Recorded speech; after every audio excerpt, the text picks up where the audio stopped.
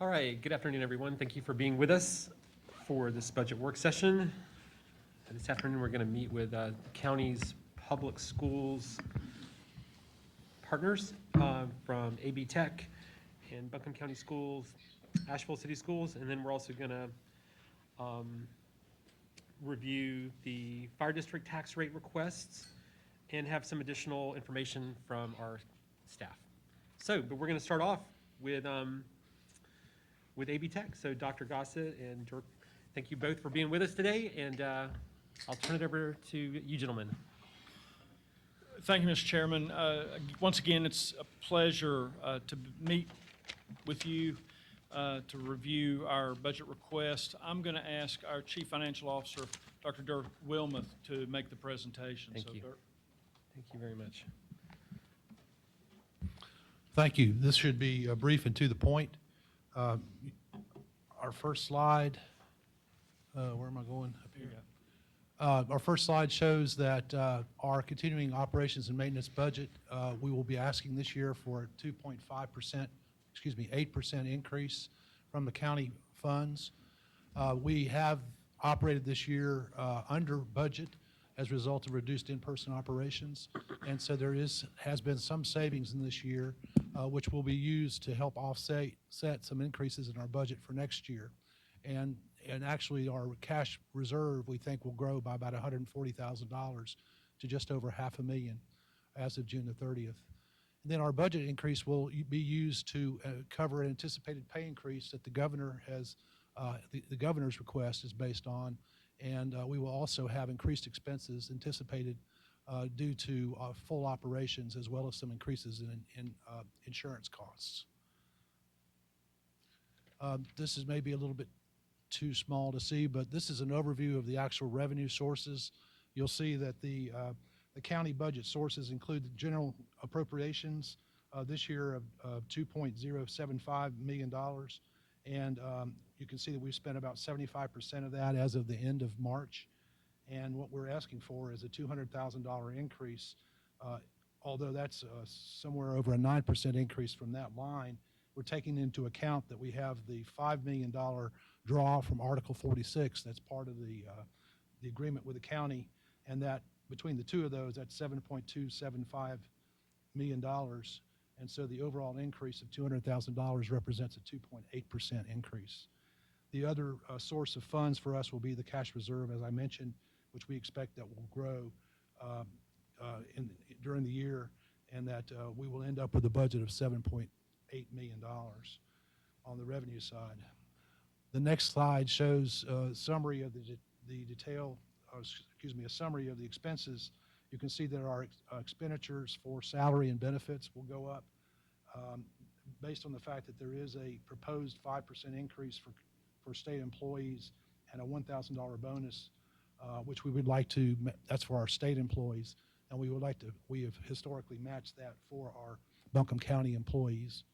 Then on the other operations, you can see we plan for full operations, and so between or among all three of those categories, with some increase in utilities and whatnot, that we would be a $7.8 million budget, again, a net zero, looking at revenues and expenses.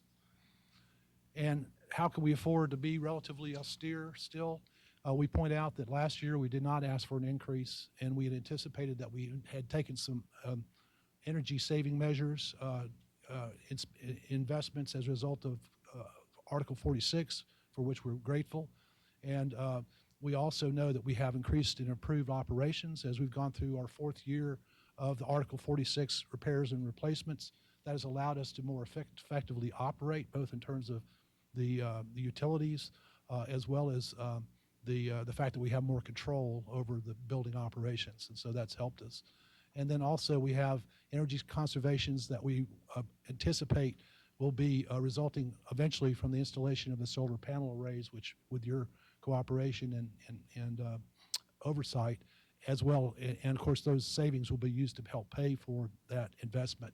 And then we also have restored operation of passive solar units that were built about 10 years ago and had not been operational for several years. And so we're providing, for example, hot water, solar heated hot water in our culinary program at this point. Then also, as I mentioned, we have the energy management modules that are up and operational, as well as a state certified energy manager on staff who is now helping us benchmark and track what we're doing. And then finally, we have ongoing monitoring of our telecommunications expenses, which again are part of the county budget. So in summary, our overall increase request is $200,000, and I will ask if there's any questions.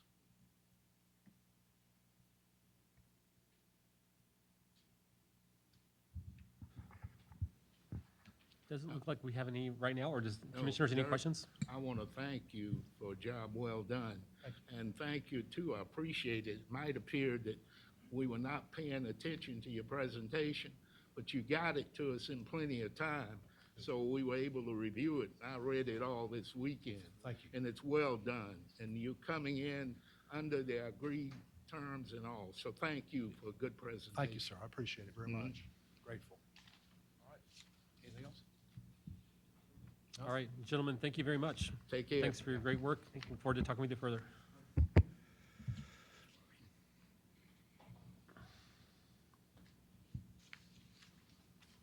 All right, next up are the Buncombe County Schools, and we have Dr. Tony Baldwin and Deborah Frisbee here to make the presentation today. Thanks so much to both of you for being with us. Everyone, also have Tina Thorpe, who's our Assistant Finance Director, and Madam Chair, and Franklin's with us as well. Hey, and great to see you.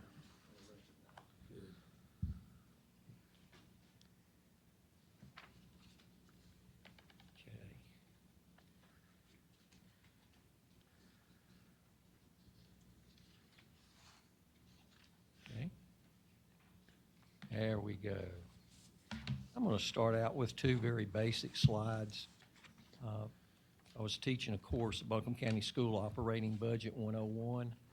These would be two primary slides. And I think that's important because we need to understand the differences between Buncombe County Schools operating budget and the sources of our funding as compared to our partnerage institutions that you're going to hear from today. And this may be the most important slide. And what it shows is that 65% of our total operating budget is dependent upon our state funds. And that's very important to understand from the timeline standpoint and what we're bringing to you in terms of our request. This slide should not be surprising at all. 92% of our operating budget is human capital, salary and benefits. We are a people-based organization, but again, that's very important to understand what our budget's all about. This slide and this information you asked for because when we come to you with a request, and I'm going to talk about 4 non-negotiables, and they all relate to the locally funded personnel in Buncombe County Schools. And again, a very basic concept to understand for us is that the state, and this is true of all K-12 systems across the state funds do not fully pay for all the personnel that's needed within your school system. An example would be our teachers in the arts, our teachers in health and physical education, our world languages. Those are examples specific in areas of teaching that we depend upon those local funds in order to enrich the activities and the courses in the school system. Office personnel is also paid entirely through local funds. That's not a state-funded positions. A number of our assistants that are so important, especially as we look at our K-3 curriculum, we depend upon our local funding there. Assistant principals, instructional coaches, all of those are represented in that particular graph. So 714 full-time staff members paid through local funds.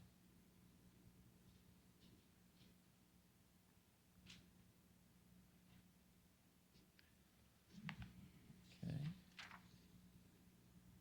And we are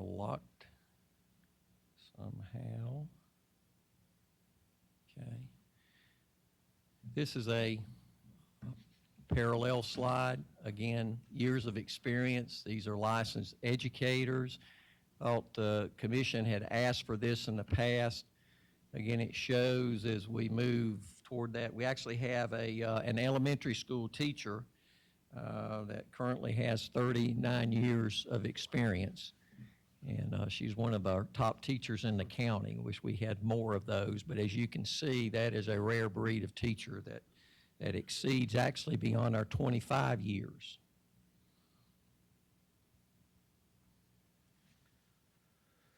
Another slide that indicates similar information, but it's based upon category and years of experience.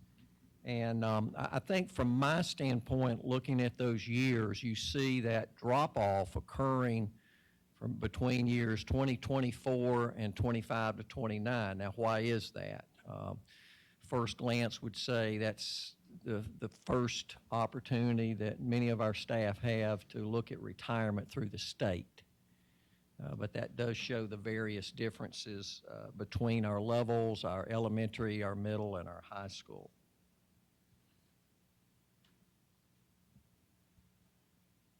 Okay, let me back this up.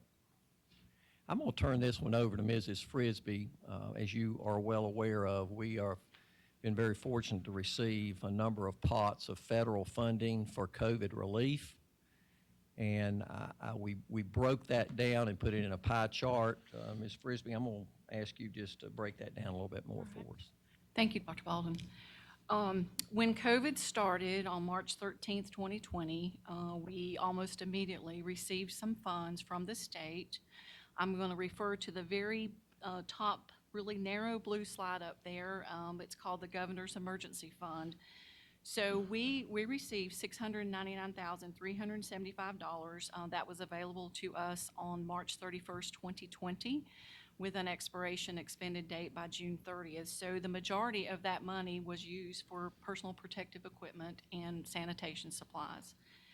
Then there was another source of funds, and I'm going around, called the GEAR funds, and that's the Governor's Emergency Education Relief Funds. So we received $863,587 in that pot of money. Those funds are available to Buncombe County Schools until June 30th, 2020. The majority of the funds that we have received are federal funds, so they run on the federal fiscal year, which is different from a traditional fiscal year. The federal money runs October through September. So those funds are being used to support social and emotional learning and vulnerable populations. Then we received a pot called Coronavirus Relief Funds. It was about $4.2 million. This was state money. And this money expired on December 30th, 2020. And that money was used for additional PPE. It was used for technology, student and staff devices, Wi-Fi, hotspots. We were able to use some in a summer learning program, and school nutrition received a little bit of money to support atypical expenditures. Next coming around was the ESSER, which is the Elementary and Secondary School Emergency Relief Funds, and that was authorized by the CARES Act. And we received $5.6 million, which expires on September 30th, 2020 for us. And this was additional support for learning loss, supporting EC and vulnerable populations. The next one was ESSER F. We received $382,341. We had to apply for this money. We had to write a scope of work, and this money is being used for learning management systems, digital curricula, and additional EC support. Then we start with the ESSER 2. This was enacted in December of 2020. We have not received this money yet. We had to apply for this, and our application is pending approval. The proposed allotment is $22.1 million, and this will basically be used for recovery and learning loss. And then the final pot of money is ESSER 3. And this was enacted on March 10th, 2021. We also have to apply for this, and our application is pending. And this money goes until September 30th, 2024. So there's about a 3-year timeframe on that. One caveat to the ESSER 3 money is that 20% of that has to be spent on learning loss. That is in the law. So the total amount was around $83.6 million, with the two ESSER pots still being pending approval. Ms. Frisbee? Yes. Question. Did you say, did I hear you correctly, the ESSER 2 funds, the $22 million, is from a congressional legislation that passed in December? Mhm. And you Yes, haven't sir. received any of that money yet? We have not. We had to apply. It had to go through a process. It had to go to the State Board of Education for approval. They had to do allotment policies and develop a chart of accounts. So what we have done, we had till last week, May 7th, to apply for this money. We chose to apply for ESSER 2 and ESSER 3 together because once ESSER 2 money expires, we'll be going into ESSER 3. So very, very narrow window of time that we had to develop a plan. But we did it. We're just waiting on approval from the state. The State Board of Education? Okay, Yes. thank you. We are the 14th largest school system in the state, so certainly we are extremely grateful because I can promise you the year of COVID, it is all going to be about recovery in capital letters for our kids, and not just academic recovery, it's social, emotional, health recovery. Both are equally important. But I also just remind you, as you well know, and Ms. Pender certainly understands, federal funds are wonderful coming in, but we always have to keep in mind that there's a time that they leave. And sustainability, especially when you're talking about programs and programs that could be so enriching and so supportive for our children, that's a dilemma that comes with those funds. We would certainly never turn a dollar down, but that's important to understand with the federal funding.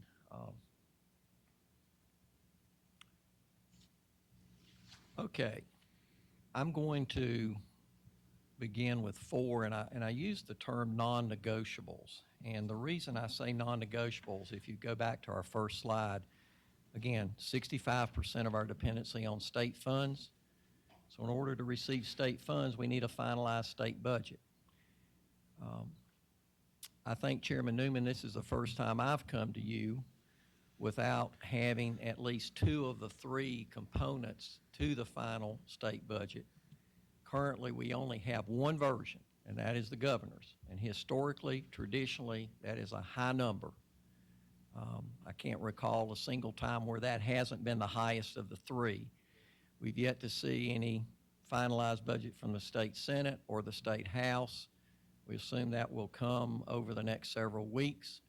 You know, ideally, we come to you with at least an average between the governors and one of those 2 bodies. In this case, this is the governor. So I want to say that clearly up front, that I'm giving you the best numbers that we have available to us.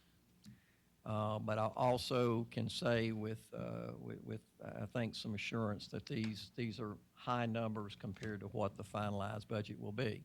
But they're non-negotiable because we don't negotiate those. Those are decided through the state legislature. Pay increases, again, based upon the governor's budget, certified employees, $2,059,701. That is a step increase plus 5%. Again, this is based on that single budget version. And then for non-certified employees or classified employees in the Buncombe County School System, a step plus 3%. And that number is at $1,655,439. So a total on salary increases alone that we would project based upon the information that we have available to us is $3,715,140. Non-negotiable, 3 and 4, has to do with employers matching retirement contribution and employer-paid health insurance premium. And since I've been in Buncombe County Schools, every single year, there has been some type of increase from the state in each of those.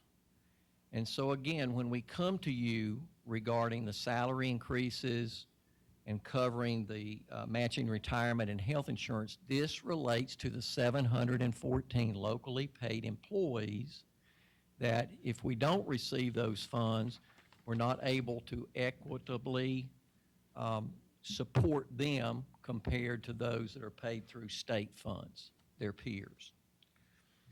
Again, employers matching retirement contribution, that's at 24.37%, $1,865,594, and again, projected based upon the governor's budget. The employer paid health insurance as a 4% increase at $182,957.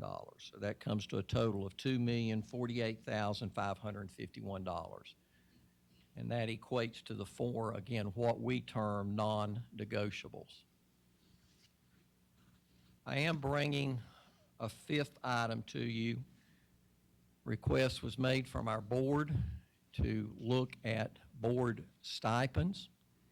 And the first thing I want to emphasize is when we did a study and analyzed that, the last time a Buncombe County School Board member received a stipend increase was 33 years ago. Why now? Well, I'm not a board member, but I'm a superintendent that is working through COVID. And needless to say, the stresses that have come certainly, I think, would highlight the importance of and the responsibility that comes to those board members. So after we provided the analysis and what we did, Mrs. Frisbee looked across the state. We really centered on, based upon ADM, the four systems that were just above us and the four systems below us. Based upon that information provided to the board, the request is that for our board chair, that compensation be moved from $350 to $1,300 per month, and for all other board members from $250 to $1,100 per month. That's an additional cost of $78,154, and that does include our matching FICA. So I'm presenting that to you as the fifth component of our proposal. And based upon that, all five of those items, the request is at $5,841,845. Again, I want to emphasize that May 15th, by state law, we have to provide you a budget. I don't think we've seen a May 15th in years where we've been able to provide you 100% accurate numbers. And I'm certainly not going to sit here and tell you we got anything close to that as far as those state budget numbers. But again, it's the best that we can provide to you at this time. I wanted Mrs. Frisbee, if we had just a couple of additional minutes, we want to show appreciation for the contribution. And I want to point out Mr. Presley, because I know this has been at his heart, and that's improving our playgrounds for our elementary schools across Buncombe County. So, Ms. Frisbee, do you want to take that over? Sure, you just continue to mash the button because I'll get the wrong one. I've got it. So we wanted to showcase what the school community impact funding did for these 6 schools that you all graciously supported. I received an email from Ms. Barnett in the fall and outlining this, so we were just super excited to receive this money, and we just wanted to show you all how these funds were spent. So at Inca Intermediate School, you can just see, to me, the smiles and the pictures of the kids just speak volumes to how grateful they are for this money. And I wanted to read, each of the principals provided a quote, and Travis Collins, who's the principal at Inca Intermediate, said, "Thanks to our Buncombe County Commissioners' generosity, Along with the hard work of our PTO, we have been able to install a brand-new playground at Inca Intermediate. You can see it has been a big hit. So we've got some pictures on the next page too. But just the smiles and the looks on their faces was just incredible.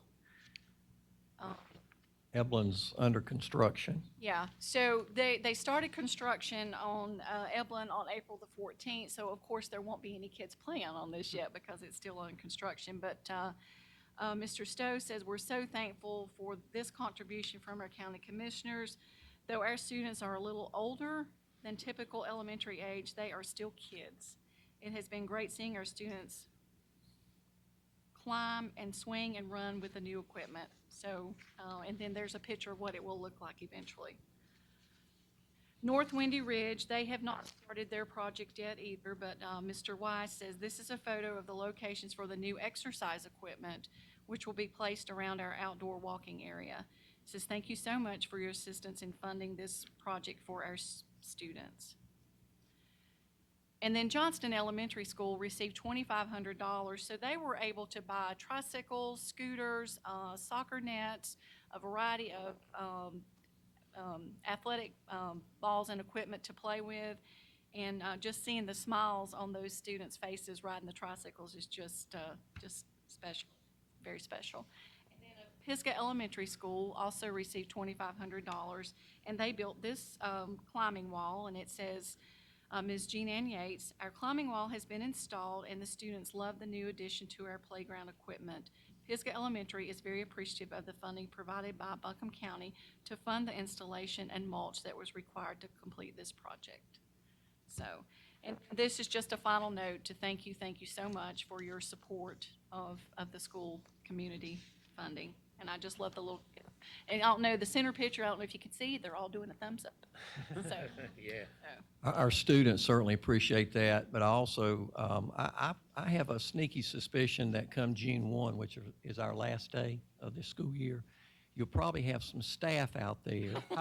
And by June 3rd, you might even have a superintendent or two that's on those playgrounds. they might be riding the tricycles too, who knows? So thank you, and with that, any questions that you might have?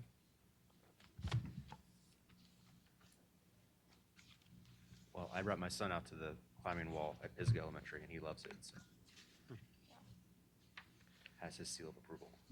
That's great. I have one question, and if it's in the packet and I'm just overlooking it, I apologize. So there's 714 full-time employees who are locally funded positions. And then what's the total number of full-time employees with the county system? I'm trying to want to understand the percentage of state-funded versus local funded. The total number of employees is around 3,650. Okay, thank you. You're welcome. So I do have a question. In reading your written budget proposal, you say that you're requesting a continuation of your special appropriation of $776,000, or rounded it there, for the community high school that serves both districts. Tell me more about that and what you mean in terms of serving both districts at community high school. We have had open slots for Asheville City School students. I can't give you the percentage over the years or the numbers, but it has been open and available. That is our non-traditional Right. school historically.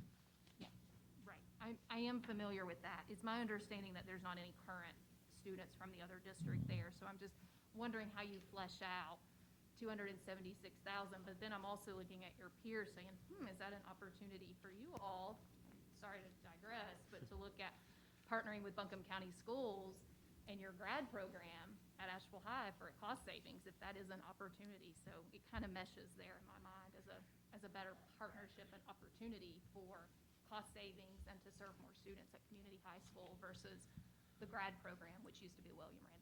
And we've had those conversations, myself and superintendents in Asheville City. Yeah. Thanks, Dr. Baldwin. Mhm. So I'm sorry, just following up on that question. So the community school kids from the city school district are eligible to go to school there. But is there, I mean, I guess just following up on Amanda's question, are there city school district kids who are enrolled there now? I'm not sure. Okay. I can find that information for you. I don't know exactly. I think part of the reason may be COVID-related. Right. That they, just because of COVID, but there has been students there in the past. But we could get Okay. that If we information. could get more details on that, that'd be great. Yeah, that'd be helpful. As my understanding this morning, there wasn't, but I'd love to know more. Sure. Yeah, it would be helpful if you would give us the information too before COVID, so we can look. Sure. Yeah, because that would give us a true picture. Good, glad to. Amen. Great. Hey, commissioners, other questions I'll at this time? ask another follow-up about community high school. The 276,000 you say here is a special appropriation. I guess, can you explain more about what that is? Is it in addition to, I guess, normal or typical funds that we would I think provide? it's similar to what we're request the non-negotiable funding for. That has historically, for years, been a particular fund that's come through the local request to the commissioners. And it's been that amount as Now, that, we've been receiving. that amount really hasn't changed It has since not. I've been superintendent. It's not. The word special suggests it's unique, but it's not. It's comes every year. Okay. Okay. It's special to us. Special and traditional. Thank you. Alternative students are near and dear to my heart, so they're also special. Yes. Absolutely. This caught my eye. Absolutely. Commissioner Sloan, what I'll add to that is that it is a portion of the local current expense total, and Buncombe County is able to designate that specifically for that use. And my understanding is by doing the special designation, you do not then have to share 8% of that subset to charter schools. So it enables them to designate specifically in their local current expense to preserve those dollars for community school. Gotcha. Thank you. That's helpful. Thank you, Jennifer. You know, Go ahead, Al. I have one final question. It might not go completely with the budget, but we've been discussing this a lot, is what is the achievement gap in the county or opportunity gap? What is that? I mean, by that, I mean, how wide is the gap in the county? Do you know? Can you get back to us with? We could, and we certainly have a presentation that we can provide. We've done this before. And again, when you talk about gaps, I tend to look at, there's ethnicity gaps, there's gaps for socioeconomic, there's gaps when we look at funding for our EC population that run the range of learning disability all the way up to academically gifted. So we tend to look at in a very broad brush. But we can certainly provide you that. We did not bring that today. I think we've done that before, but I'll be glad to send you any of the information that we have. I would caution you that the year of COVID is unlike none other. So as we start to, and for all of our K-12 systems across the state, we will have the accountability piece and we will be testing. But because of the disruption that came by the nature of COVID, it's going to be very hard to look at data this particular year, in my opinion. And not that it's not valid data, but if the purpose is to use it in terms of comparison to look at something as important as gaps with various subgroups, I would caution, from my standpoint as a superintendent, really putting a lot of focus on that. We will look at it, though. There's no I question. agree. I wouldn't want to see it for this past year. But you would have the correct information for the year before. Yes, we or would. Maybe the past 3 years before COVID. Yes. Because I'd like to see it, and I'd like to see you break it down, not only by ethnicity, but kids with disabilities, wealthier kids with the poor kids, because I think to get a true picture, you need to draw down and look at all of that to know what we're talking about and to make sure we're looking at apples and apples, and I agree, but I do think we need to look at that because I have, that's a hot button with me, and it's always been. And especially not only we talk about the race part, but also the poor kids who are just disadvantaged, who are catching it the same way, so to speak.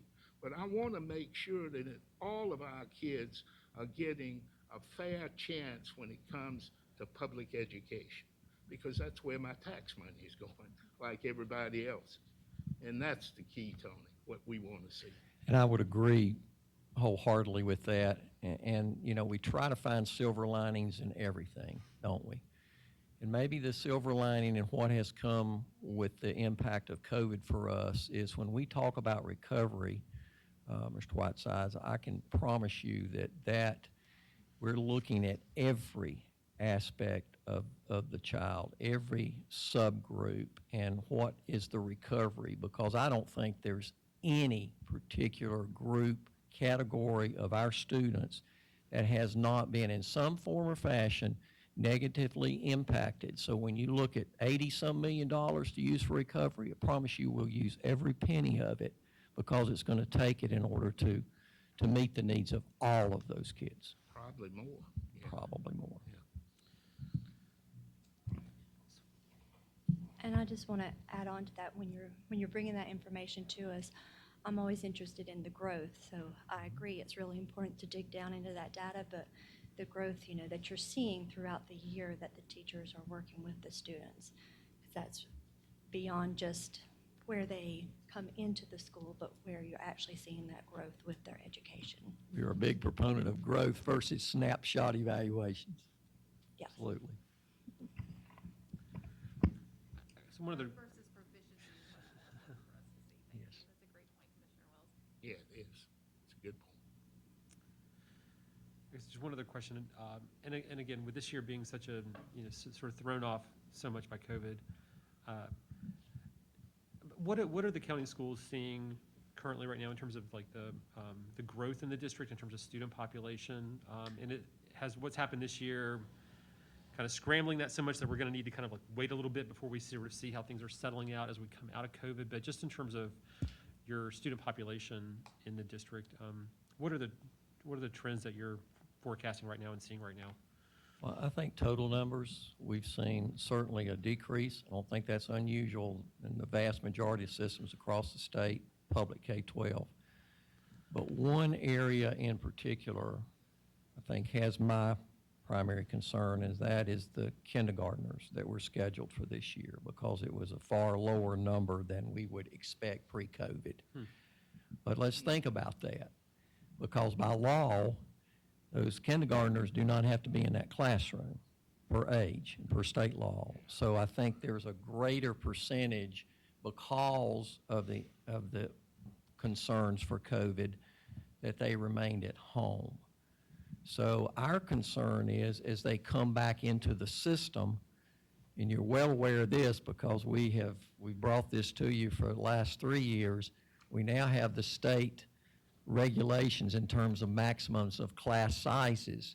So if all of a sudden we have significant numbers coming in that should have been in that kindergarten this year, then what does that mean when we anticipate a much more pre-COVID normal number of kindergartners? Or if those kindergartners age-wise for this year move into the first grade next year, what does that do with those numbers? So that's one area in particular, a pattern that we are very much focused on, Chairman Newman.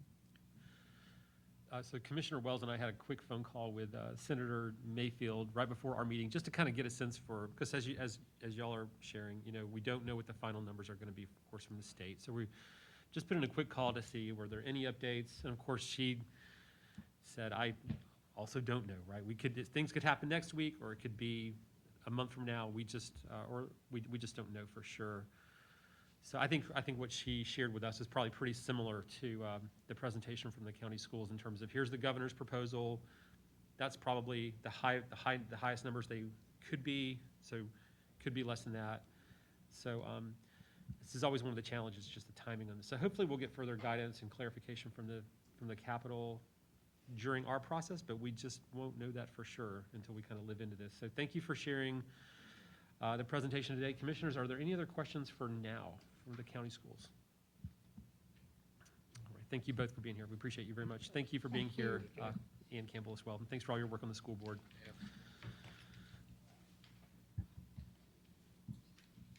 I'm sorry, Ann Franklin. I'm losing my mind. Proper nouns, not easy. Okay, so next up we have the Asheville City Schools. So come on up, folks.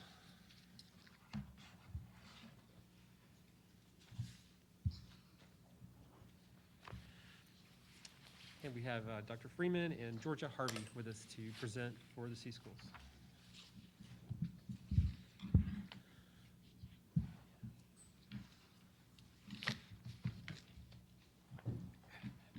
Good afternoon, Chairman and Commissioners, and thank you for having us. Ms. Harvey and I have the experience of almost 1 year for me and a year for her in the district. So we're going to do our best to make a presentation that will give you information and help as we move along in this budget year. Pardon me? We had our board president who's going to do his part after this, Mr. James Carter, who only has 2 years on the board. So there's some limited experience here, but we've learned a lot during this COVID year. Our presentation, we want to share with you how we're spending our funds, what our focus is for the coming year, which has basically been our focus for the COVID year also, and what our requests will be going forward. And just a glimpse into some stats about our school district. We have 10 schools, 4,086 students, 716 staff members. We also had the highest number of enrollments this year that we've had in the last 10 to 12 years going forward for next year. The two largest racial groups in our school is 63% white, 18% black, African American, and then you can read that and know the other makeup of our students.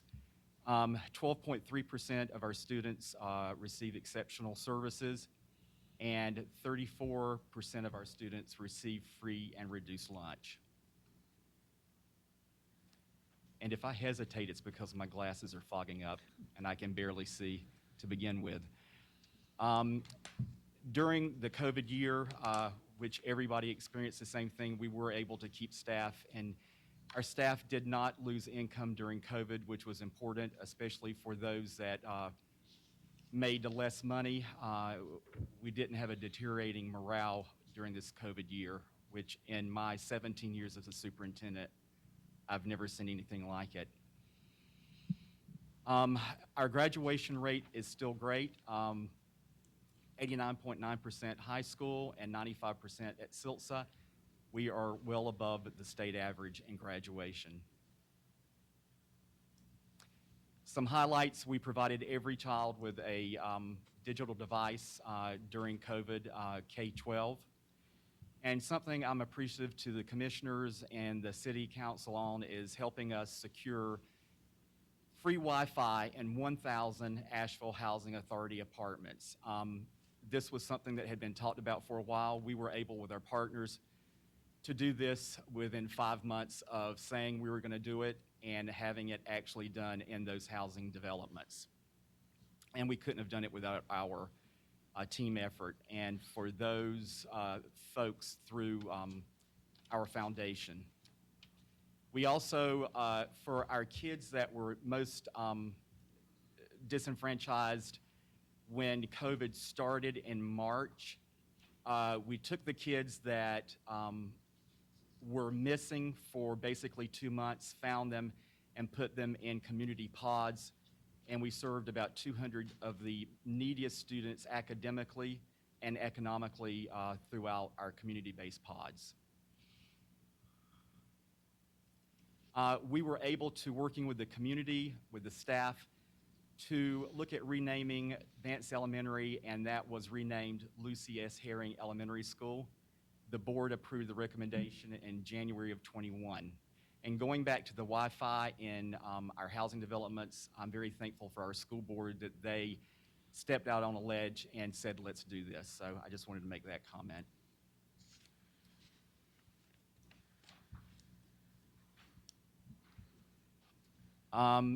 As I said earlier, our new student enrollment is the highest it's been in years.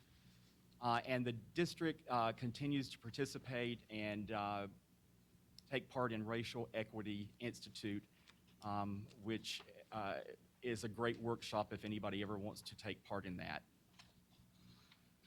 Our goals for 21-22 school year are to improve academics for all students with an intentional focus on our African American students and other disenfranchised groups of students as indicated by the data. And we do have data from 2 years ago. 80% of our African American students, grades 3 through 5, did not pass the end of grade test. That's more than an instructional issue, it's a disenfranchisement issue. So we're going to work on that also.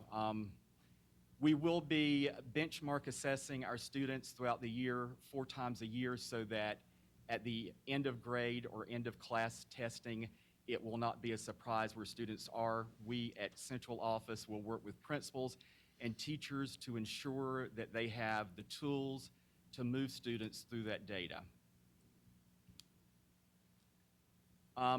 We are going to look at the disproportionate number of black students in our exceptional children's services. We're going to look at, and we've already started working with a new disciplinary practice at reducing the number of all students having discipline issues, but particularly our black students and our young black male students. And we're increasing opportunities, like Dr. Baldwin said, for social and emotional learning within the school district. And growing our pre-K program is important to build that foundation and using data to make sure those children are prepared, because what we found with the children entering our K programs, they were not ready. We will continue to work with the school board to align our finances with district goals. I've been there for a year.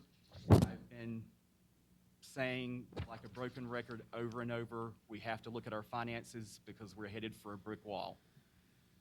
We're going to work with the Board of Education to find cost reductions for the long-term and sustainability of programs and in schools if we can. Now I'm going to turn it over to Ms. Harvey for the budget. Good afternoon. Before I start, I did not do a slide on COVID, but I would like to say that our COVID dollars pretty much match the percentage that we get in local funding for Buncombe County. So if we get 15% of local funds from the county educational budget, that's what we get that's what we've been getting in the COVID. The ESSER 2 and 3 is approximately $10 million anticipated. And Dr. Freeman has said many times, just like the Buncombe County Schools presentation, sustainability, you know, this money is for learning loss, COVID-related expenses, and not to pad things so that we can't sustain it afterwards. There has been monies like this before in school districts, and the issue is that you can't create programs that can't be sustained in the future.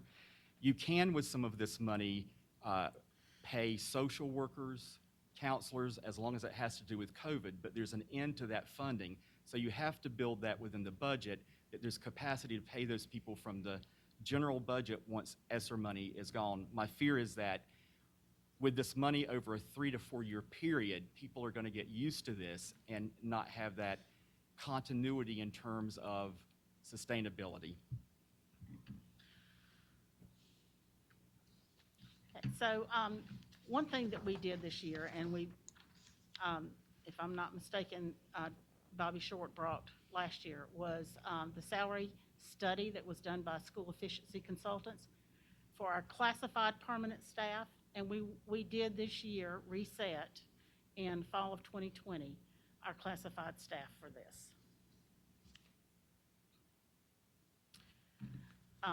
House Bill, things that affect our budget, again, House Bill 90, the K-3 class sizes, and we see that they are, this is the last year where they go to the smaller average classroom, and it appears from our calculations and enrollment currently that that will add 2 teachers into that K-3 classroom. We are certainly working to see where we can make shifts, for example, in a 4 or 5 grade, increase enrollment slightly, and then use the teachers we already have. Georgia, if you don't mind, would you go back to the slide before this, please? Yes. The issue with having to do this was we had people with the same amount of experience all making different money. Over time, people have been hired and been given salaries that were very different. And so the importance of this was to get all those folks on an even playing field as we move forward. We've been doing a similar kind of process with the county as well, so we think we can relate to that. It seems like a good practice. So it was more kind of aligning the employees internally with their peers as opposed to sort of comparing Asheville City School employees with teacher pay across the country or across the state, more of an internal analysis. I think it was both, Okay. Chairman. I think we needed to get some of the folks on a living wage, so to speak, but also to make it fair and balanced that if you had 26 years' experience in the same job, you weren't making different salaries. So it was kind of twofold with that. Now, was this done all at once, or was it done, is it going to be done over a 3-year period as the consultants The consultant, suggested? you're right, the consultant suggested a 3-year Yeah, period. to do it, phase it in. Exactly. We discussed that, and the hard part is telling one group why they have to wait 3 years to get a reset or and it's really tough. So we decided to make the move and do it all at once. Well, it was also an equity issue. How do you tell one group you're waiting 3 years to get an equitable salary versus people that get it at the front end? And so the board, and if I'm not mistaken, Dr. Short, I was interim with Dr. Short when this happened, and the board thought it was more fair to go ahead and implement this all at once. We could have spread it over 3 years, but I will tell you that I would not have known, Mr. Al, that there was a discrepancy in salaries, but I had so many people coming to me saying, why is this person getting this? So the decision was made to implement it all at once. And then several of the questions were, are you going back and making up? I mean, I can wait 3 years, but I want the 2 years prior to that. So the decision by the board was to do it all at once. Even in spite of all of the same time your fund balance is deteriorating. When I went off the board in 2013, the fund balance was between $8 and $12 million. Now, when I see it at $2 million, well, we can discuss that later, because I can't understand, spending all my life in finances. When you see the freight train coming, you get out of the way, or you prevent it from going off the track. Well, I mean, and that's a great question, and we need to talk about it. And we need to answer it, and I can give you answers from a 1-year experience there. But I will tell you, I have brought many ideas, and what I hear when I'm here, and I've been here for a year, is make it better, but don't change anything. And when you have to change things, it's hard.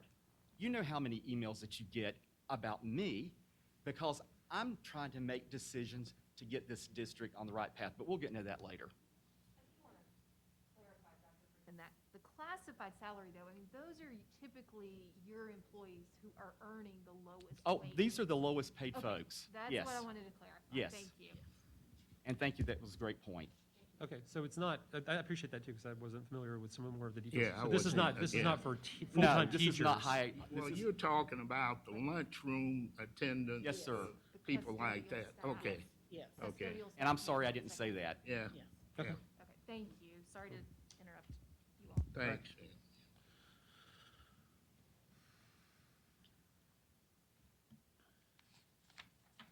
So that brings us to our fund balance.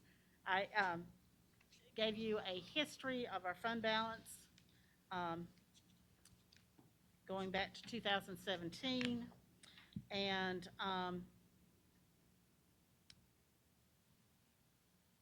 I cannot give you exact reasons why the reduction of fund balance each year, except for salaries. That's where the majority of our money is spent. 2017, there was a spike in employment. If you look at the staff numbers, for some reason, if I think I'm pretty close to, it was 2017, there was a spike in the number of staff in that year, and that is when you saw the fund balance start going down into a deficit mode. So we have appropriated to meet our budgeted expenses, $3 million this year, through the efforts of many in Asheville City Schools. I believe we will have a savings. I just can't tell you how much. Hypothetically, we spend all of the $3 million that we appropriated. That will only leave us $2 million in our fund balance for Fund 2. I show you the other fund balance, which is Fund 8. We pay our local supplement out of that. And it has restricted and unrestricted funds. So we appropriated 1.4 of unrestricted funds. And that will leave us out of fund balance in Fund 8 to meet our local supplement. And that will eliminate any fund balance left to use for local supplements out of that.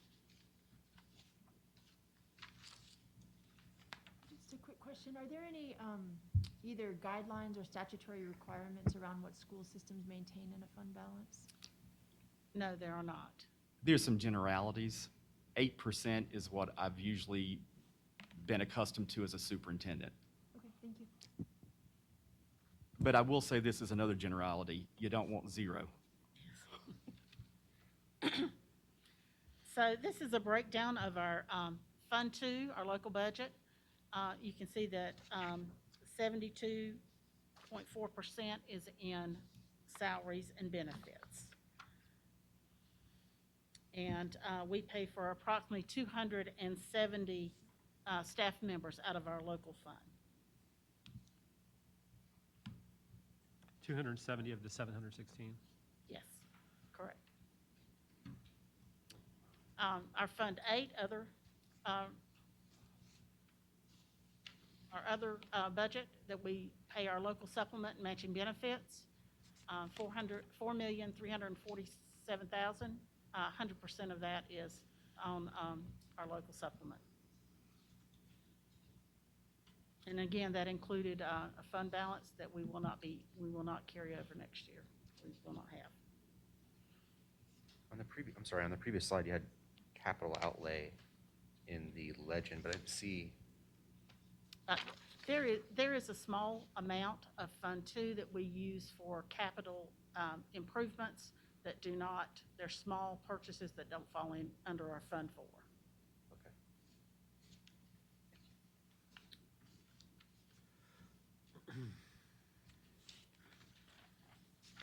This brings me to, again, some critical items that are refer to them as unfunded mandates from the state.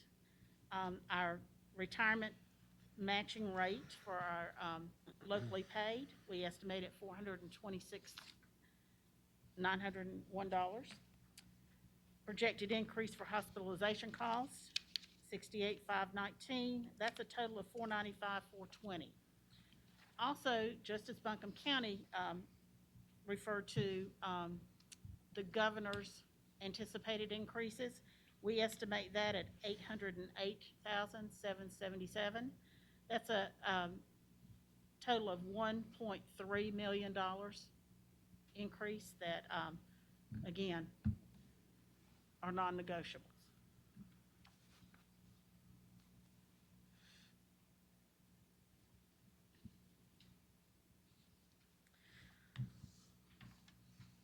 So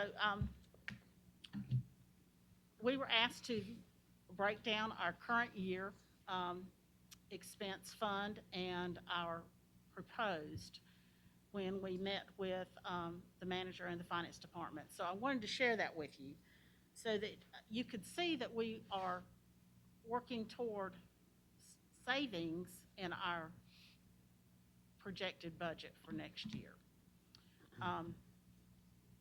This year we budgeted $31 million, and next year we're looking at $30 million.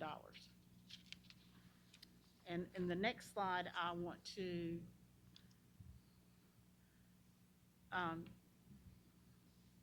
point out that this year we have budgeted $3 million in Fund 2 fund balance, 1.2 minimum in Fund 8 to meet that $31 million in the budget. Next year, we are, of course, not budgeting the fund balance to meet our proposed budget, which is what we should do. We should not rely on that from year to year. We should budget within what the revenues were given. So we're looking at an increase in the county general fund. We're asking that the city tax stay at 12%, not the revenue neutral. And the sales tax Fund 8 that we received, that was given to us by the county. Fines and forfeitures are an estimate. We are far below that this year, of course, because of the COVID situation. Georgia, would you, I think it's important, I don't know what your next slide is, but I think it's important to talk about, we have a reduction from the previous year. What goes into that that could change based on board decisions? Because that will change everything, and that's something that needs to be brought up. So I'm going to go back a slide. The looking at the projected budget for next year, based on plans for reduction through retirement and resignations, non-replacement of staff, and closing of facility for education, we're looking at a reduction in the salaries, the payroll taxes, and then in the bottom half, purchase services, property services and utilities, supplies and materials, etc. So in this $30 million, that takes into account the savings that we are projecting and already working on for next year. But that is a decision of the board, and that is what, approximately $1.5 million? Yes. So if the board makes a decision, I mean, just let's be frank, to keep APS open, then that $1.5 million goes, or close to $1.5 million is added. We have also not replaced central office staff as they retired. We have 3 positions that we're not replacing, and we will be continuing as people to retire, not to replace them. We're looking at every avenue so that we do not have to furlough folks, and furloughing is much more complicated and it's horrific. I've had to do it in my experience before. We've got to find ways that we're not disrupting the morale of our human capital, and that's what it will do if we have to go in that direction. But I think it's important that whatever the decision of the board, and these are just facts, if we don't consolidate where we have ample capacity, no matter what people have told you, we have ample capacity, then we're going to have to increase that. I mean, the ask is too low. Dr. Freeman, I did listen on Thursday evening to the budget meeting, and I appreciate that information, and particularly coming in and not having any of this today and yet last night's board meeting as well. I am curious, though, and I have a lot of questions, but is it not on? Can you speak closer to it? Yeah, it's my mask. It's very thick. I'll pull it down. I'm over here by myself. So I'll try to reiterate here. I appreciate the budget meeting last Thursday evening. I tuned in as well as last night, which I'm grateful for that opportunity since this is the first information we have today from you all. I vaguely remember, and I made a note while I was listening, that 3.5 positions were being reduced or cut at central office. What are those specific positions? Dr. Dana Ayers is a superintendent in Jackson County. Her position is not being replaced. I don't even know if I should say these names. Maybe we have another position that I don't even know what his position was. But he's not coming back. What was his position? Safety. Oh, okay. I know that. And then what is the other position? Finance, we had a part-time individual that left in December. We have not replaced. And then another individual in administration that left in December. And we do have some retirements in November that we will not be replacing at central office also. Okay. Thank you. Mhm. Circle back on that fund balance question again. So just, can you all, if you said 8% is sort of a ballpark, so to get to a place where you felt sort of fiscally healthy and felt like the system was kind of having the vital signs you'd want from a financial perspective, you'd want the fund balance to be registering about 8%, so about 2.5 million, is that right, off the 31 million? That would be, for me, that great. would be good, but I mean, the first thing is we have to get our house in order where we're at least breaking even on revenues and expenses, which is a whole different conversation. But I would only feel comfortable having, first of all, just like your own savings account, the more you have in it, the better you feel. But there is a point at which taxpayers are going to say, why are you hoarding my money? You know, these should be going to the kids. But I would think 2 to 3 million.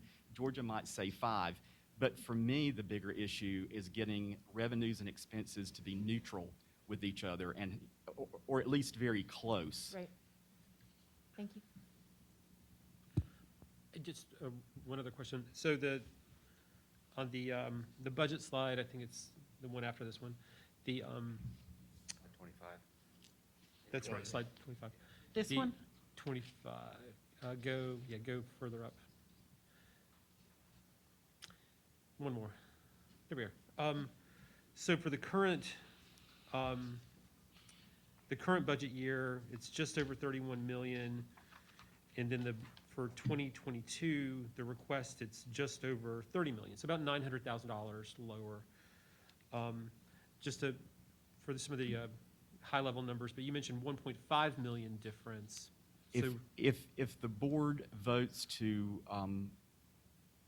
depending on the different scenarios we gave the board, if the board votes to leave APS open for all students, then the efficiencies of not duplicating employment at other schools is going to tack on over $1 million on that. So that budget was built with efficiencies of consolidating where we have capacity to do so. I mean, I couldn't wait for a board decision to put this together, and you know, we came with our best ideas about how to balance this budget. There's going to have to be some very hard conversations, and we can certainly start at the top, but you can't furlough enough people. We're going to have to build efficiencies into our daily operations of this school district. for us to be able to break even or do a little better. You will not be able to reduce staff fast enough or efficiently enough without also combining that with organizational efficiencies. And I don't know if I'm confusing you. No, I'm just Commissioner. trying to get this question Yeah. answered about the difference between the 900,000 and the 1.5 So there were million. efficiencies built in this that I'm not sure what it's going to be until the board votes on the 24th with the school. Okay, so you're saying there could be greater efficiencies than what is reflected on this slide. This slide There reflects shouldn't about- be too many more, not with APS, but it's $1.5 million or somewhere in that vicinity of efficiencies built if we consolidate schools. And there again, you've got 2 schools a half a mile apart that have 500 capacity at each one, and they're basically 50 and 60% populated with students. This is Hall Fletcher and APS. Yes. Yeah. So you're saying there's potentially 1.5 million in savings from closure of Georgia, the am I correct on primary that? school? That's what I have estimated currently for next year. And that's taking into effect that we would not have leases on warehouses. We would use storage in some of APS for that. So there's multiple efficiencies in that. Okay. So those numbers don't reflect sort of just the whole like district-wide opportunities to No. address efficiencies and savings. This is purely from a decision around Yes, sir. one school. But we But are what about the looking. larger opportunities? And others too, like reduction of staff. As they retire. Okay. Um, I'm just trying to understand if this is like, what's APS, the economics of that, and then what's the, which is a small Yes. portion of the entire district, right? It's a Right, small right. school. So So we, what are, when we're referring to some of the numbers, which ones are relevant to APS and which ones are, we're talking about analysis of efficiency opportunities for the entire district as a whole?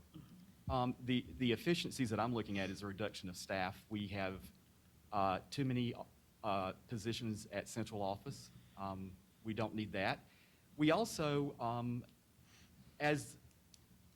don't know who it's been. I don't know if it's the community or what. As conversations have come up from whatever groups over the years, it was answered by staffing. We have more assistant principals than or allotted by the state. And I don't want to pick on any group, but for example, our AIG program, the state pays for, please correct me if I'm wrong, 3 or 3.5 positions. We have how many? 9. 9. And I'm not knocking AIG. I'm just trying to, Georgia and I find these things almost daily about the efficiencies. Our food program, which has lost over the last 1.5 or 2 years, $400,000 that we have to make up in our local budget. We can contract that out to a private entity that would hire our staff, or we should hold that department accountable for at least breaking even. We are one of 2 districts based on our auditor that does not have savings through the food service program. Districts have millions of dollars that they've made on their food. I mean, I can go on and on about the efficiencies that we need to build in. I don't want to sound like, I really care about this school district and I care about these children, but this is tough. I want everybody knowing here, this is tough when the staff that's trying to bring the facts are criticized. Y'all have all gotten the emails. Every step we make. No wonder superintendents don't stay here. And if we don't do something that is going to make some group angry, and if people don't let us do our job, I don't know what's going to happen. I'm very sincere about this. I've had it to about here. Well, I think, let's talk about having it. I think the citizens have had it too, because as you talk about all these employees that you have, all the assistant principals you have, why do we still have the large achievement gap? What are these people doing? I'm hearing us talk about what we gonna do for efficiency. Like I was working at the bank talking about the stockholders making money. Does anybody give a darn about the kids? I don't see any compassion here, or we care about the students in the school system. They are the ones who are being messed over. You know, and if you talk about superintendents, the last 3 superintendents we've had here, including you, have not brought anything but mayhem to the school system. I have been here 1 year. Yeah, but you came in. You knew what you were coming into. You can read a budget, I'm sure. It took you a year to see where I have you said, were. I had lunch with you and I told you this, sir, Yeah, that you this did, student, that and this, you- that and you this district gave was me going broke. smoke and mirrors then. Sir, you're And not, I that's still not true. give the same thing That is today. not true that I've given you smoke and Oh, mirrors. it is, come on. All right, commissioners. Go ahead. Are there other I've had questions? And are you guys, was there, were you, I think you were at the end of the presentation. Were there any other points you wanted to make? I'm at the end of mine. Mr. and- Carter wants to say something. I Okay. actually do have another question. I got a couple too. Okay. Actually, I I've probably got have, some I probably have questions, too. several. All right. So Commissioner I'll Edwards. try to combine here. I know that Dr. Cassidy's proposal, I'm sorry, I'm having to look at the screenshot I took from last night. The as-is proposal, number 1, it looks like for total capital improvement and safety costs, we're looking at about $5.7 million. Should no changes be made to the primary school facility? Should that be the decision that is made, what doesn't get done for students throughout the district? I really appreciate, and I'm not sure, Ms. Harvey, if it was you last week or if it was Dr. Cassida on Thursday, who said, you have to look at a building that serves 100 students versus an Asheville High that serves, potentially every single student that comes through the district. So you think about it in those terms, and you put $5.7 million into one facility, essentially. What does that do for the rest of the district and the students, all students within the district? And so I look at you too, Dr. Freeman, to say, what are your thoughts around that as superintendent? And, what are your opinions and thoughts? What's the best decision to be made there if we are thinking about every single student within the district? And I know that's unpopular. I know there's a lot of folks watching right now, and I so appreciate every parent's passion for their child and what's best for them. But I think our job is to look at the entire district when we're here today. If we prioritize 5.7 million for APS, then the other projects that we have that need worked on will have to take a back seat to spending on that. We have just found out that we have lead in the water, not above a required threshold, but we have not had lead in the water previously. So that is another cost that's going to come up based on, I'm sure, what our health department is going to say in terms of the amount, but it's not at a point now that we have to do anything about it. But I do worry that we didn't have any and we have more now. This is specifically at that EPS facility? Yes, in the Okay. kitchen. Mhm. Thank you.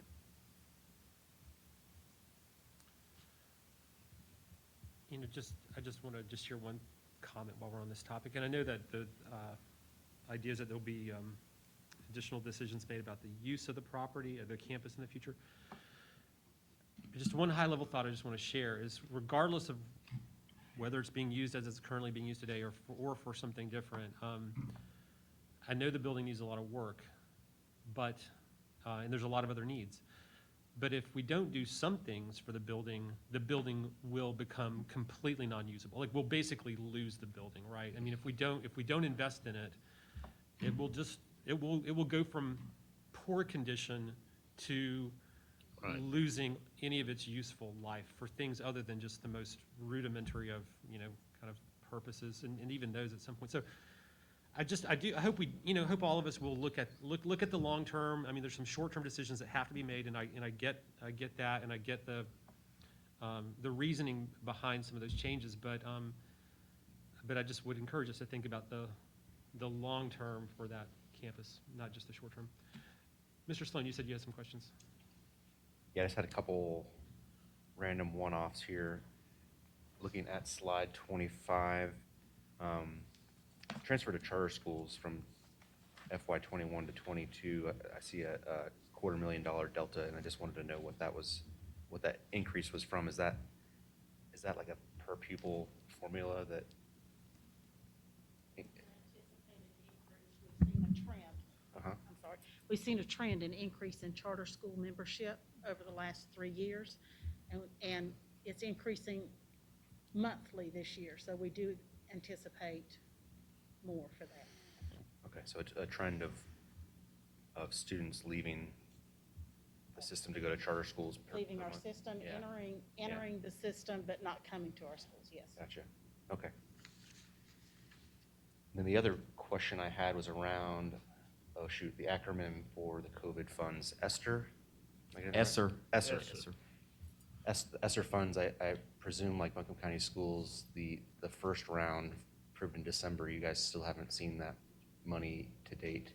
Is that, am I correct? And That is correct. We also had to apply for that, and we submitted our application last week okay. and anticipate seeing those funds this month. You touched on it a little bit, but I just wanted to hear a little bit more, generally speaking, your plans for those funds. I think you said 10 million was the total between the two tranches. Yes, and, thank you. I'm just curious to hear more what, So the majority of that is for learning loss through summer programs during the school year, next year, or the next 3 years. And then, of course, COVID-related capital projects like HVAC and the higher use of, or higher change of filters more often in our HVAC systems. Things like We'll be glad to share a plan with you if you'd like. yeah, just a little bit more. So it sounds like some future expenditures also backfilling money you've already spent on things like filters. Yes. That this was, year- you're kind of get to the gist of my question is how much is kind of like backfilling past expenditures and how much is helping students recover moving forward. So I'd love to see a little more detail. Correct. That'd be great. Question I have, what was the graduation rate in the last class for the African-American kids? I don't have that off the top of my head. Ashley, Michelle, would you know? Thank you. Please, I would love to see that. We'll get that to you. I'd love to spend a little more time on the bullet item around ACS requesting additional pre-K specific appropriation of up to $3 million.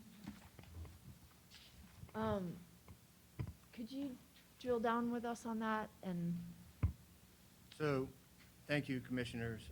James Carter, new board chair, 3 weeks now, feels like 3 years. congratulations. So, at our board meeting yesterday, we had a presentation that was given several different scenarios for what can happen with APS, specifically around our preschool, our pre-K program, not including the Montessori side. So I always like to tell people, I look at the school, I break it up into 2 sections. The right side is pre-K, the left side is Montessori. So we were looking at, we were given different options that could possibly take place depending on what happens when we vote on the 24th. At the top end is the $3 million. That would be for 11 classrooms. That would be for, to cover the deficit there. That would be classrooms in the community as well as expanding into our school, elementary schools, classrooms there. That's the high end. The low end, there's a low end as well. So if we were to stay with the current, we have 8 classes now, we would go back to 9 classes. We would be able to do a little bit more, but also some of that includes at least $500,000 that has to be put into APS. So one of the things that in the presentation that we were given, that if we move the Montessori school from APS over to Hall Fletcher, there are updates that would have to be made to the building. One is a sprinkler system. And so there's money there that would have to go into that update to bring it up to code. If we were to move from one to the other and take it, and then using part of that as the Montessori side as maintenance facilities, child nutrition, and so forth. So that's where that $3 million that we would like the commissioners to consider would be pre-K specific to just help with the pre-K side of the building. And again, that's the high end, there's a low end. If we don't go into any community locations and we just stay with our schools, there's a different amount there than it would be if we were to go into Maple Crest, Lonnie D. Burton, and so forth. Okay, well, I appreciate that context. I'm trying to just wrap my head around sort of how this relates to the series of proposals we'd heard from the school system that mapped out different scenarios and sort of had different budgetary amounts. And just another point of clarification, is the school system planning to use the, historically about $850,000 of the local tax supplement has been used for preschool programming, including pre-K. Is the school system planning to continue doing that? Georgia? Yes, we are. Okay. In fact, we spend more than that, don't we, Georgia? We spend approximately 1.2 minimum. Okay. Some years have been more. Okay. Let's see. Request again, please. So, again, we were given at our board meeting yesterday. So Go what I ahead. really want to understand, was that to fix APS or to fix Hall Fletcher? No, this is just for APS. Okay. Yeah, this is just for our pre-K. This is for the pre-K program. Again, I know that you have seen a plethora of different options given to you. And as the new board chair, that was something that I asked that we have as a good presentation on what we were wanting to do and where we were wanting to go. There would be classrooms at Lucy Herring. There's currently classrooms at Jones, Paul Fletcher, Isaac Dixon. There would be 2 new classrooms at Lucy Herring in that projection. But also, part of the presentation that we saw was actually leaving at least 3 classrooms at the APS building. So if we were to stay in the APS building, we do have to bring it up to code with, if we move the Montessori school out. And again, this is not a decision that I would wish on anybody right now. But I can assure you that the board will have a decision by the 24th. And, Can I ask another clarifying question? yes, ma'am. So if you remain as is in that facility, why would you need to bring it up to code since you're not changing use? We would not. But so if you moved Montessori out, you're Yes. still using it as a preschool?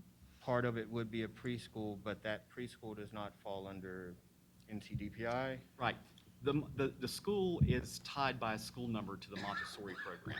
Once you move the Montessori program, it changes the whole school. The pre-K is not tied to, you can move pre-K without any school number being tied to it. Okay, thank you. So you all will reach a decision at the school board level on the 24th, and more information will be available around what next steps look like.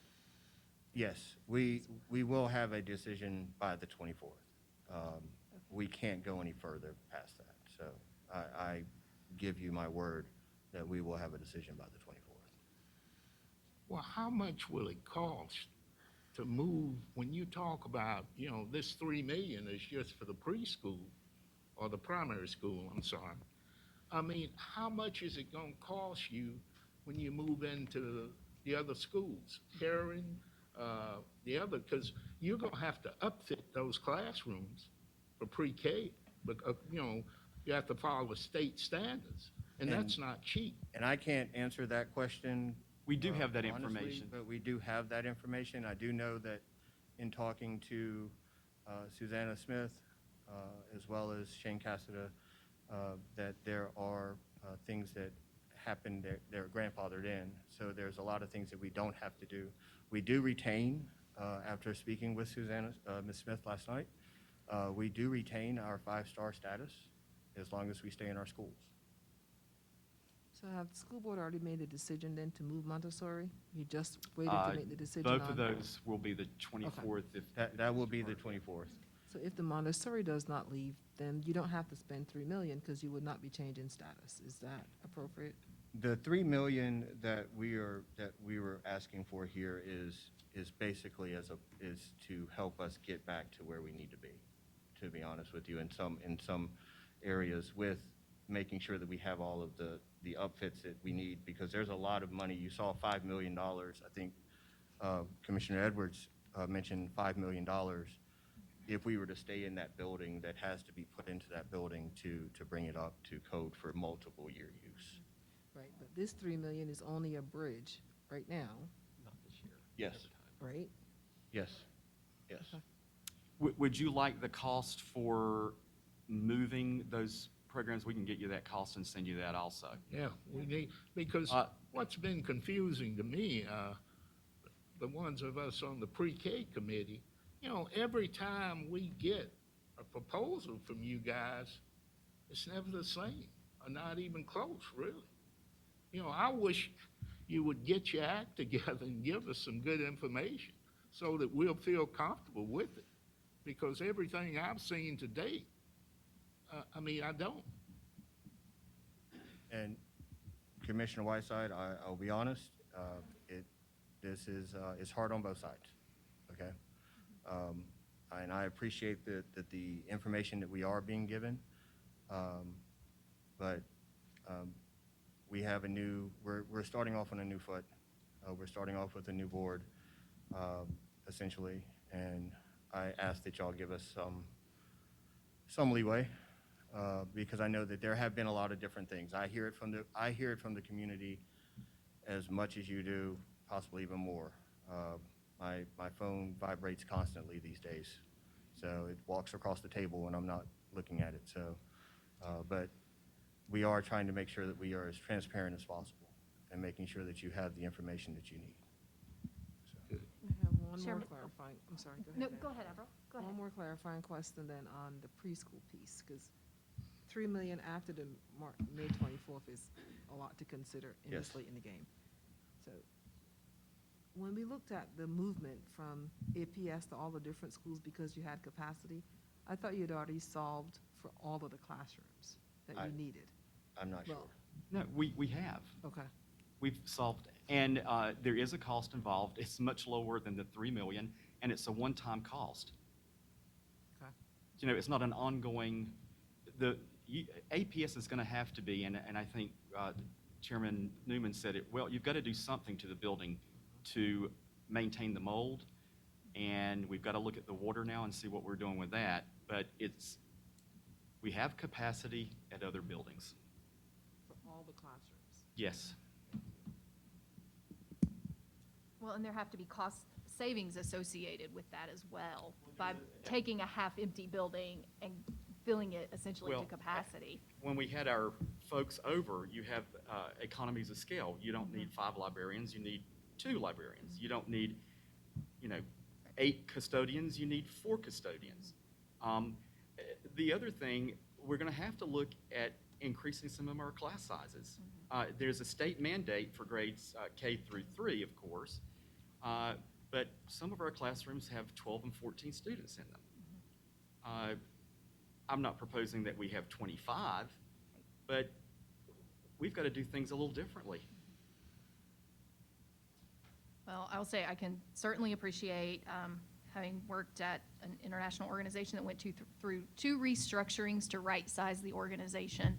I know these decisions are not easy, and I appreciate hearing from the 3 of you. I do not feel that anyone is taking those decisions lightly today, and acknowledging that they are very, very difficult, and the growing pains within a community are challenging, and I appreciate the manner in which you're addressing them. Chairman Carter, welcome to your role. I will say, for me personally, I like to have a lot of time to comb through the documents that are put in front of me, as I'm seeing other heads across me nodding as well. Manager Pender can speak to that too. So it is a bit frustrating to come in today not having had the opportunity to fully review your all's requests, to really be fully prepared to ask the questions that I would normally like to ask. Again, I will say at least having the opportunity to tune into the meetings via the YouTube channel has been helpful. My concern is that because of the time crunch on this, that we're going to have to make hard decisions as well. And I'm challenging you and your board. You all have really tough and challenging hard decisions to make that are not going to make all the people happy all the time. And in return, that's going to be the case for us. We're going to have really difficult decisions to make in terms of your all's budget too. And I ask that we approach this really as supporting each other versus what could potentially happen, which is pointing fingers and saying we didn't get what we wanted from the commission, but really approaching this in the best way possible for Asheville City Schools.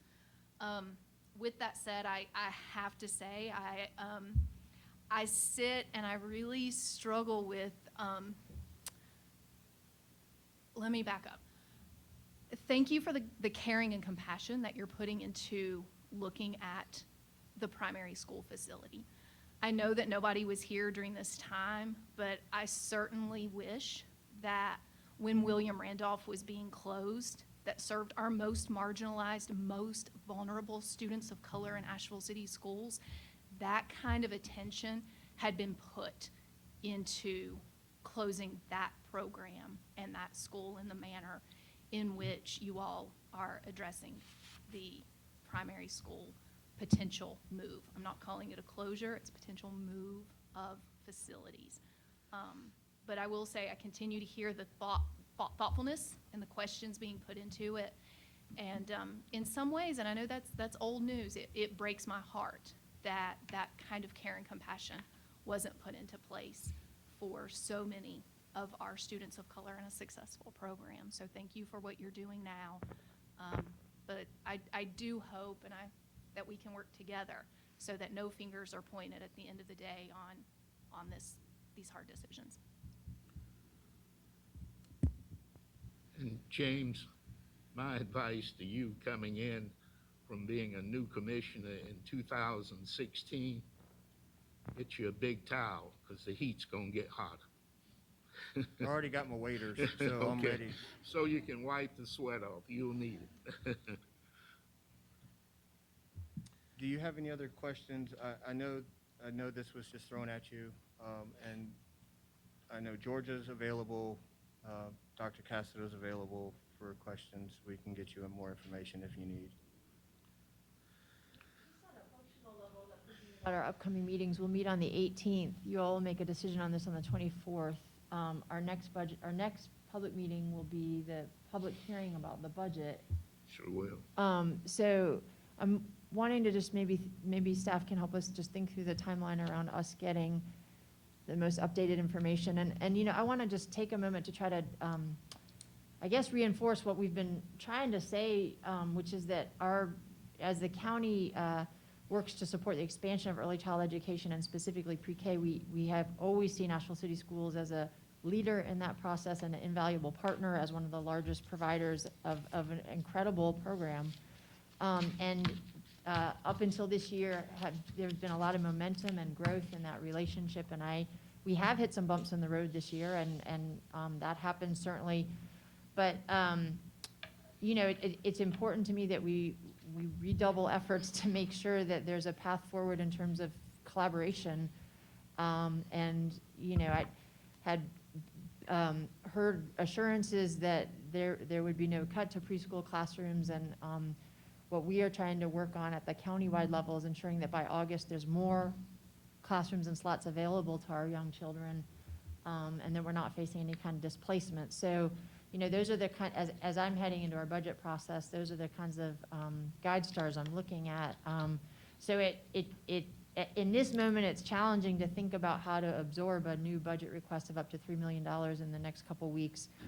But I don't want that fact to obscure what our larger, longer-term vision is, which is that ACS is got to be at the, not just at the table, but helping to lead efforts to continue expanding access to pre-K and early child education, and that the county it needs to, you know, there needs to be a strong collaborative relationship around that. So however we move forward in the weeks ahead, I just want to make sure we're staying clearly that that relationship is important and the communication is important. And, you know, I will just at a more concrete level continue to raise the question of whether there's a way to approach these transitions from a phased perspective to mitigate some of the costs that are involved, to eliminate any potential displacements that happen, and to try to, you know, do this in a way that sort of is manageable from ACS's perspective, achieves the efficiency that I understand the strong argument for, but also helps us think about this at a systems level in terms of not just early child education, but systems level also from the perspective of facilities and the kind of resource that a publicly owned facility that's in the central corridor on the bus line, et cetera, represents as we think about the tremendous need for services that exist in our community. So I'll just kind of close out with those thoughts, and most pointedly, I guess, to request that we can align timelines so that we're not getting information. I mean, we're going to have a public hearing on June 1st.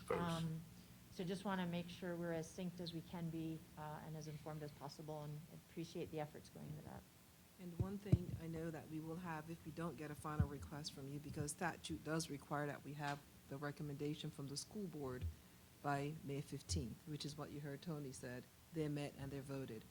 So I was going to reach out to you guys after this meeting to understand what would that look like, because we will have a violation if we don't have it from you by a voted recommendation to our county commissioners by May 15th.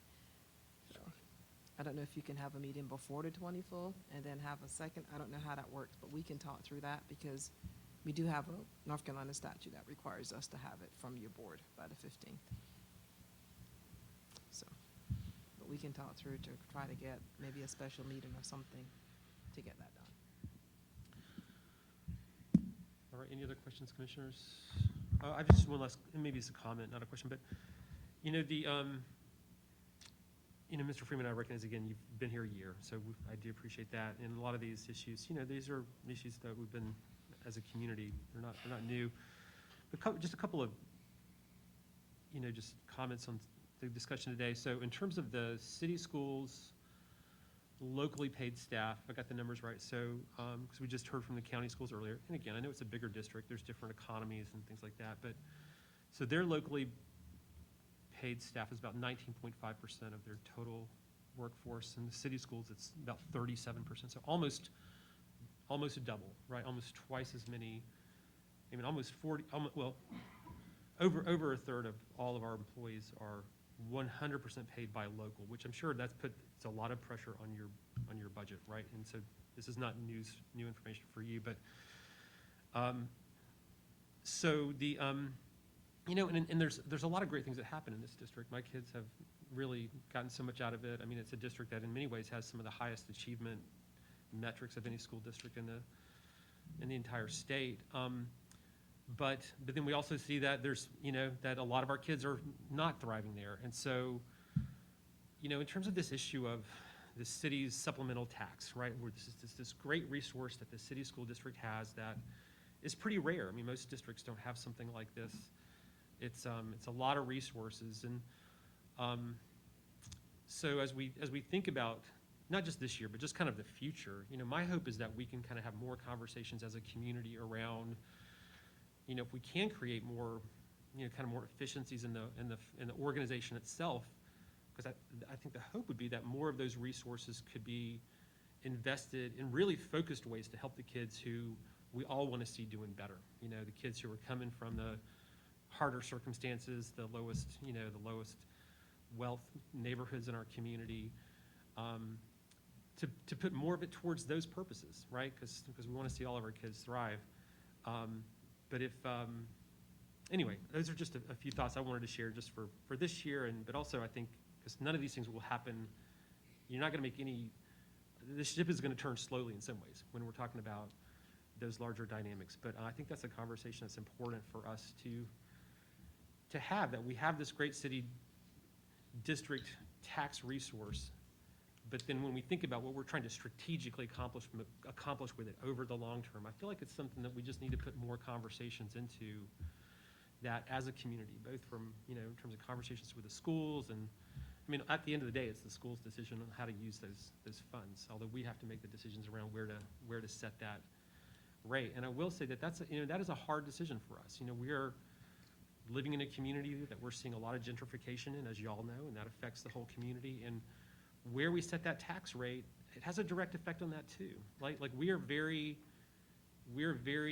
concerned about doing what we can do not to price people out of this part of our community that Right. the city district is in, that's seeing some of the largest growth in home cost. And if we put more property tax burden on those folks, that just contributes to it. So that's part of what we wrestle with on our side, is that decision around where to set our own tax rate, and then secondarily, where to set the city's school district supplemental tax rate on top of that. Those are tough decisions on our side, because they can do a lot of good, but they also are directly falling on the shoulders of the very families and that we want to do everything we can do to support and provide a good place to live. So anyway, those are just a few additional remarks I wanted to share before we move on. But y'all have any other things you'd like to share with us before we adjourn for today? I don't know how Mr. Carter feels about this, and I know your time is very valuable too, but I think we should set up meetings 4 times a year that you hear some basics, where our finances, and 2, with our benchmark assessment, how are students doing?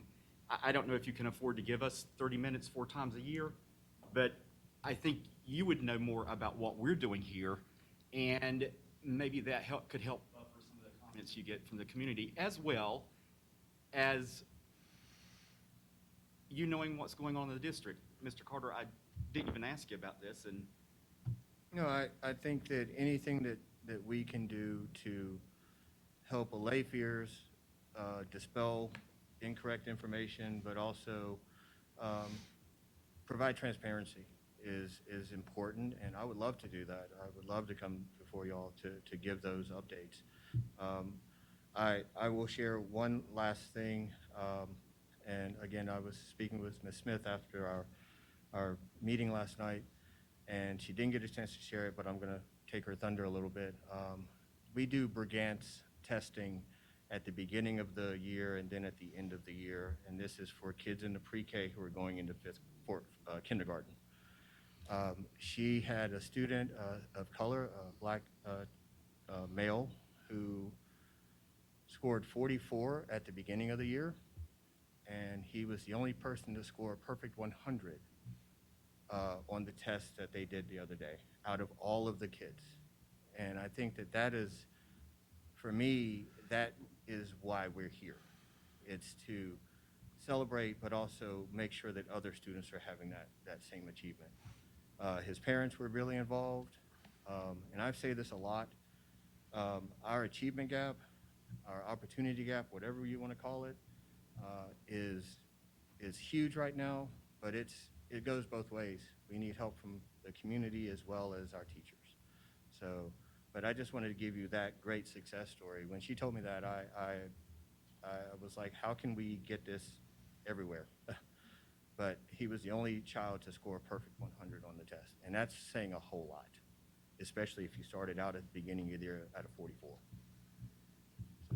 But I appreciate the commissioner's times. Thank you. Now you know why we are pushing as a commission for universal pre-K down the road in Buncombe County, so that will happen for all the kids. Yep. All right, gentlemen, thank you very much. Thank you. Appreciate you. Yeah, thank you. All right. Thank you, Dr. David. Who's next? Did you want to do a quick break? The fire chiefs are next, Fire chief? but they're all being stage waiting to come in. Son of So it would be no more than 5 minutes. Okay, do people need a break? If I not, give me think we're- 2 seconds to tell them. Let's go.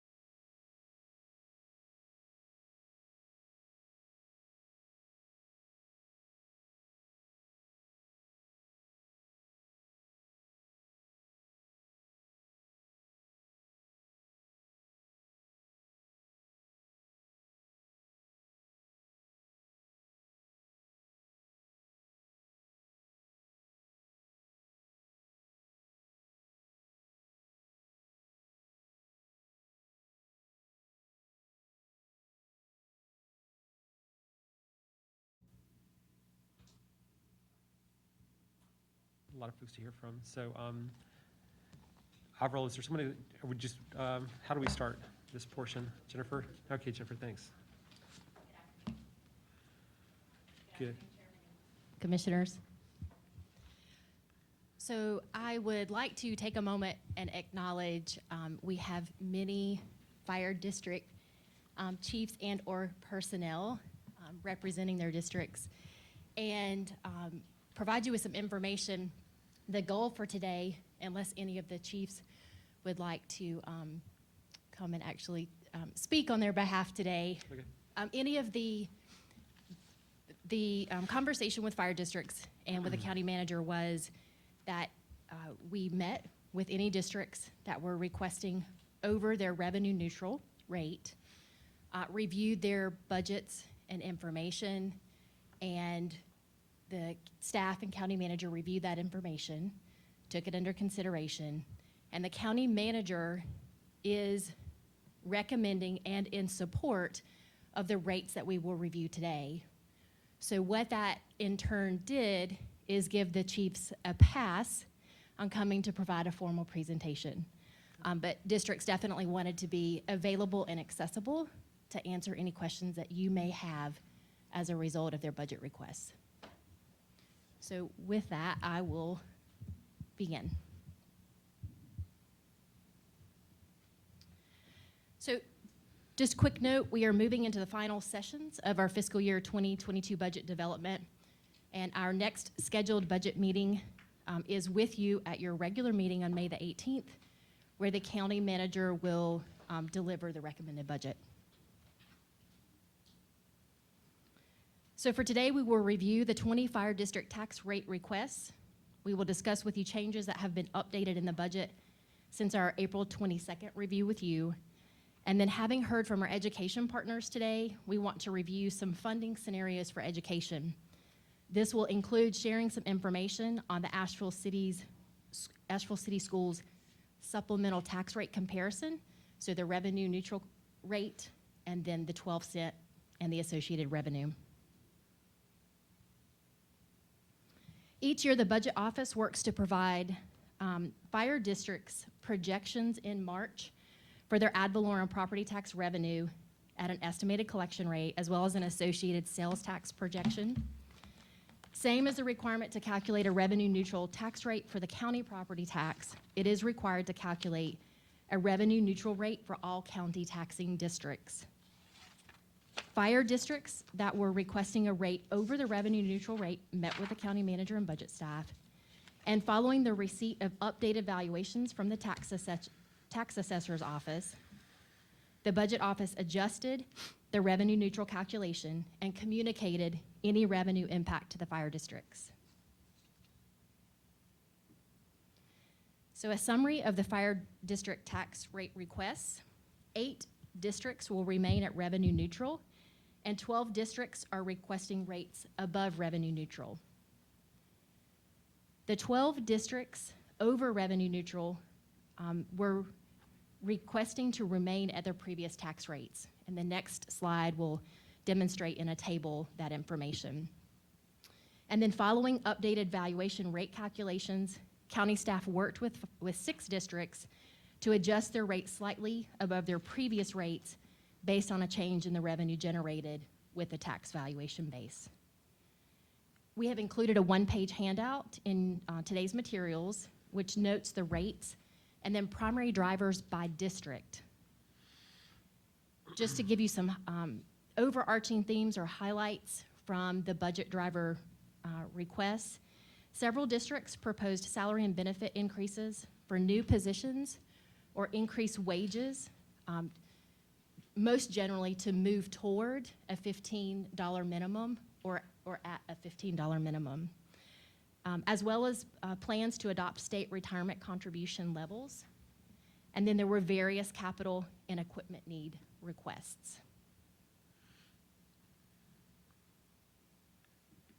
So this is a summary table. The county manager is recommending tax rates as outlined here by district. On the left side of the slide are the 8 that are requesting to maintain a revenue neutral rate.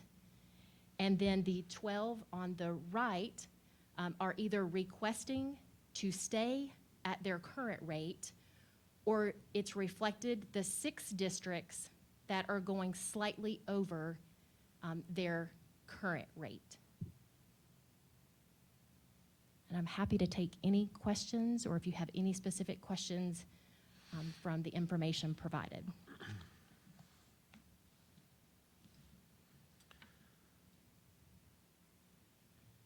Right, so this. Is there, so this is a great summary document, of course, great kind of like overview. And if there's an interest in kind of a deeper dive on all or some of them, where's that information? Like, how do folks get more information?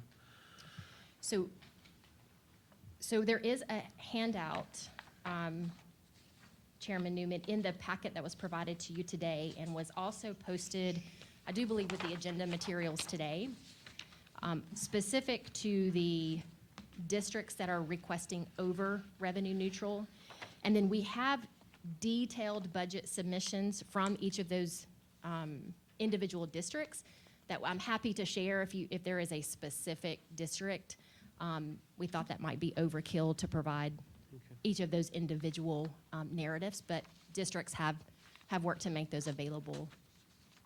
Is it in this packet? I'm sorry, I'm just not seeing it. So there is a one-page summary. Yeah, just the one-page summary. There Okay, is, okay. and then we have, fire districts have submitted lengthier Yeah. pieces of information on their justifications. Okay, so those could be circulated too, We- for all or any of them that people are interested in exploring We could more do that, detail. yes.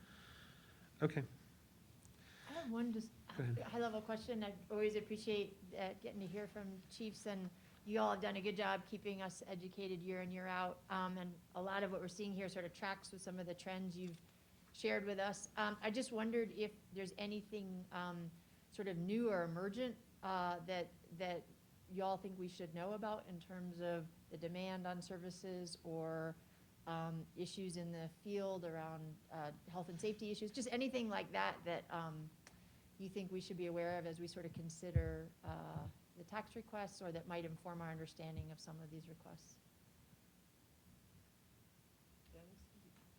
You can use one of these right here. Thank you.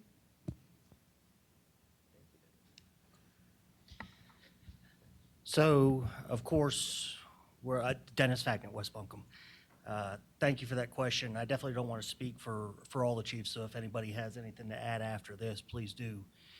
As far as emerging trends, of course, COVID. We all know that. That's not going away anytime soon, and probably soon to revisit us as we go into the fall months. We probably get this little reprieve now, but we'll go back into this. I think what you also have to look at for many of the districts, including mine, is when we went through this reassessment, we said business costs. This is what it's going to cost to do business. And so for many years, for many fire districts, we tried our very best to remain low, but that got us really far behind. And so as you deep and dive into our budget requests, which I'm certain all of us hope you do, you'll notice that there's aging equipment, aging facilities. In my particular situation, this will be year 3. I will get my starting pay up to $15 an hour for all new personnel, or all personnel. Everybody will be making that minimum. Also able to decompress in the lower ranks. Myself and the senior officers will worry about ours many years down the road, but we wanted to take care of those because the reality is I have very few firefighters that live in Buncombe County. They simply just can't afford to live here. Aside from that, Skyland and West Buncombe are only 2 of the fire districts that are currently part of the local government retirement system. But through legislation that we're very hopeful and very positive will prevail in the House, both sponsoring is one Republican, one Democrat, in the Ways and Means Committee. So what that means is the remaining fire districts are going to have the opportunity to participate in that local government retirement system. That's a huge benefit to our firefighters that currently either have a modified plan or no plan at all for retirement other than Social Security. So this constitutes about a 12% contribution for the fire departments, in addition to a 7% contribution on the employee side. And so as you look through the budgets, I think you're going to see a lot of fire departments preparing for that now, to be able to put that aside either into 401ks or just preparing themselves so when this does pass, we can offer those benefits that are going to be needed for these firefighters going forward. The emerging trends to keep on is there's no secret about our population growth and therefore the demand for services and the increased call volumes. That too impacted my budget with the request of 6 new personnel. That's going to put on another ladder rescue company in addition to 2 engines, each manning with 3 firefighters. It is very common for me to run 3 and even 4 calls at any given time. So it's not just answer a call, we get to come back to the station and wait on the next one. We're answering them multiple times at the same time, which is a strain not only on my department, but our mutual aid departments that have to respond into me to help supplement for those especially large fires or whatnot that require a lot of manpower. And then finally, I think just the final impact that, again, that is not emerging, you're well aware of, is just the opioid epidemic. We're still seeing that prolific in our community, responding, so preparing, getting our hands on the Narcan. And I'll give credit to Taylor and the community paramedic program that's up and running. That's significantly helping.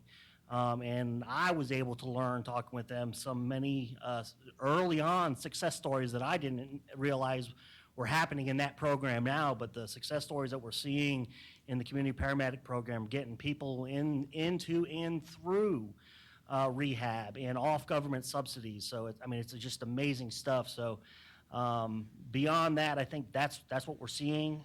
Growth, I think, is probably at least on my radar, of looking of what services and maintaining the level of service that I'm providing to West Buncombe and all of Buncombe County. Thank you so much. You're very welcome. Oh, just a second, Chief Bagnett. Yes, ma'am. Sorry, I'm gonna pull this down. So I appreciate everyone in here, all the chief's commitment to increasing the hourly wage. How is that impacting recruitment and retention for you all? And do you see, looking forward, continuing to increase that pay, particularly for retention purposes? Yeah, I'm going to be very candid. I'm very interested in watching the national debate on minimum wage. That's very, very scary for me. Minimum wage, again, I'm going to weigh just a little bit into personal opinion, but minimum wage is minimum skill. Okay, so I don't believe that $15 out of it is a minimum wage. Living wage, if I was to look at my daughter, who's just now going to enter into the workforce this summer, and so whether it's waiting tables or working at Starbucks, whatever it is, she is a junior in high school. And I do not and don't wish for her to earn $15 an hour. She needs to learn how to arrive to work on time and what it means to be a worker. She doesn't need to be earning a living wage. That comes much later in her life. And so I am very concerned about that national debate, because what that does is really puts us in a predicament where we're going to have to look at you. There's only 1 or 2 avenues. That's a substantial tax increase to raise your starting pay for firefighters to a commensurate rate to their qualifications and certifications, or simply layoffs, that you have a reduction in service and it becomes similar to a difficult conversation that you had with Asheville City Schools. It just gets, hard decisions have to be made at that point. So we just need to pay attention to that. As we go forward, as we progress to this living wage, the idea is we maintain, so we pay attention to the cost of livings, and we're not making or having to make such large jumps to get our folks to being adequately paid. So I think that's a little bit of diligence on parts of the fire districts to pay attention to that, and what our wage is in Asheville, and making sure that we're paying commensurate to where we live. We know it's expensive to live here, so part of it is to not allow ourselves to get so far behind. So I think we can own a little bit of that work. Thank you so much. I appreciate your candor with us today. Thank you. And Chief, I got a question to piggyback off of that regarding, I guess, recruitment. I've talked to various chiefs and captains about, trying to find new firefighters and new paramedics, and there seem to be some challenges out there for hiring and retention. I just want to hear from you and maybe others more about the scale of that challenge, what the trends have been over time, and I guess perhaps solutions you hear and see to that problem, and perhaps how we can be helpful. Absolutely, Commissioner Sloan. And you did ask that. I'm sorry, Ms. Edwards. So recruitment, I think what we look at is as we all get closer right now, there's some higher paying departments, of course. You've got, again, Skyland and West Buncombe that able to offer local government. So there's certain that have different benefits that, of course, are going to be a draw for certain individuals. As we start laying or leveling, that playground, and local government retirement becomes available to all, then it does definitely gets a little bit more complicated. What it becomes traditionally is, again, I would, in somewhat of an order, Skyland, Fairview, Inca, and West Buncombe being your high call volume departments. We have a little bit of an edge because, again, just a little bit of that candor. We don't like to sit around the fire station. We typically like to be on the fire truck doing the jobs that we're trained to do, although that's not always a good thing. That is the type personality of a firefighter. Currently, right now, my next employee, on average, just before COVID started, is probably working at one of my fellow fire chiefs' departments. That my next full-time employee is probably going to pull from another fire department. That's just kind of how it goes at the moment. And so we look towards our partners at AB Tech to make sure we're partnering with them. They're offering the classes needed. There's legislation going through in Raleigh right now, where right now 15-year-olds can take classes, but they don't get credit for them. I'll tell you now, I am able to run a volunteer academy at West Buncombe and have put start them as junior firefighters, have 2 going through right now. I've hired both of those juniors, have brought them through, trained them, got them certified at 18, ready for work, and we put them to work. So there's those things. So that legislation to bring those 15-year-olds in and giving them credit for the work that they're already doing, give them that college credit. So when they do turn 18, they literally have 2 classes. They can't take fire control for obvious reasons, and they can't take hazmat. So they take those 2 classes, and boom, 18 years, and they're ready. So that's a plug for, we definitely, a large group of us went to Raleigh to lobby our representatives, but that's an important piece of legislation for our younger folks to take credit for the education that they're receiving. And I think that is a good avenue. I've seen it. Like I said, I have 2 juniors right now going through that same type of program, and I can't wait till they're 18 and I can get them trained because they're going to make great firemen. So I think the emphasis on the high schools, that's also in play for probably next year. Chief Penland at Swannanoa is probably going to pilot that program where we start an academy in the high schools there at Owen. If that's successful, we'll probably transition over to my area at Irwin. We're just one of those career fields where, although a college education will be important at some point, it is not going to get you anywhere initially. I need trained, certified firefighters and EMTs. When I look to promote you to a company officer, yes, that's when we'll start looking at that associate's degree. So it's just inevitable. Not everybody's going to go to college, and I think we see the trades saying that same message, and we're going to say that same message is, yes, we'll get you through college, but initially, I just need you to get the training you need to come on the job. So I think it's a great idea to partner with AB Tech to get into those high schools as a pool and a source to help drive the future needs. And as our community grows, we have those firefighters and paramedics able to fill those spots. I'm personally really excited about the Owen partnership and Chief Penland's involvement. Been involved in some of those conversations for funding for the students as well. But I'm curious, is that something that could then potentially be replicated for EMTs and paramedics to help address those needs? I know that's not quite your realm, but Yeah, not quite my realm, does and have I'm one- gonna I would have to defer to Taylor, because I can't quite think of I think it's an age limit for EMT. is it the same 18? Sounds good, I think.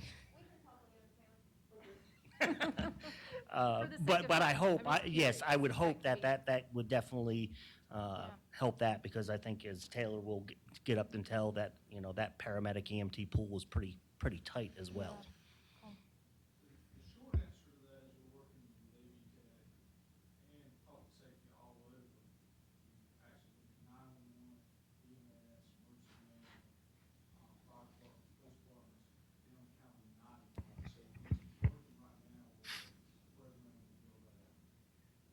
to build that out. Like that, I've been following the national conversation about health department, with the Cancer. and everything else. But where are we when it comes to having the suits being able to swap out whatever? There are some departments that are doing very well. I say all departments are looking and having a plan to do that. Just from my personal knowledge, the town of Weaverville, city of Asheville, and recently understood that most line personnel at Skyland already have that second set of turnout gear. I have a plan in place. Not all my people have it, but we are working towards that. So you're looking $3,000. So $6,000 in total per person just for that turnout gear to do that. So it's a cost issue. In addition to where we're kind of handcuffed again with unfunded mandates. 5 years is all you get out of that gear, and then you're supposed to essentially throw it away.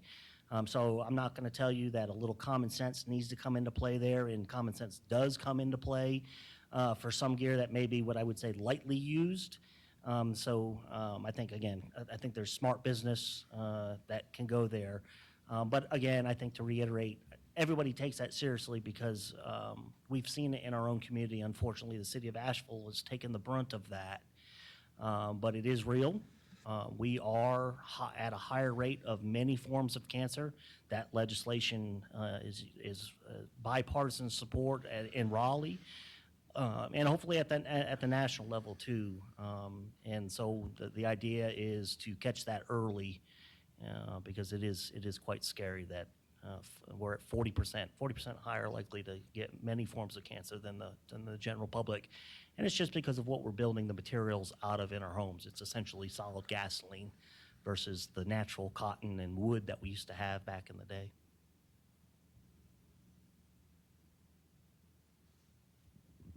And commissioners, those turnout gears he's talking about, that's a big driver as well in some of the rate increases that we're seeing this year. Thank you. Thank you. Thank you.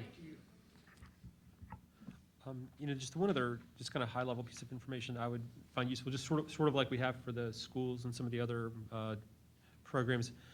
If it would be, if it'd be possible to maybe have like a chart sort of summarizing some of the changes over the last few years with the district rates and budgets, just so, because every budget's kind of like a snapshot. You're kind of looking at what's going on right now, the last year, the next year, but I also find it helpful to kind of look at how have the budgets of the different departments changed over a number of years, so that we have that little bit broader context to look at the request for this particular year within. And I don't know if it's in terms of, I know our staff have been working with the different departments on ideas for the budget.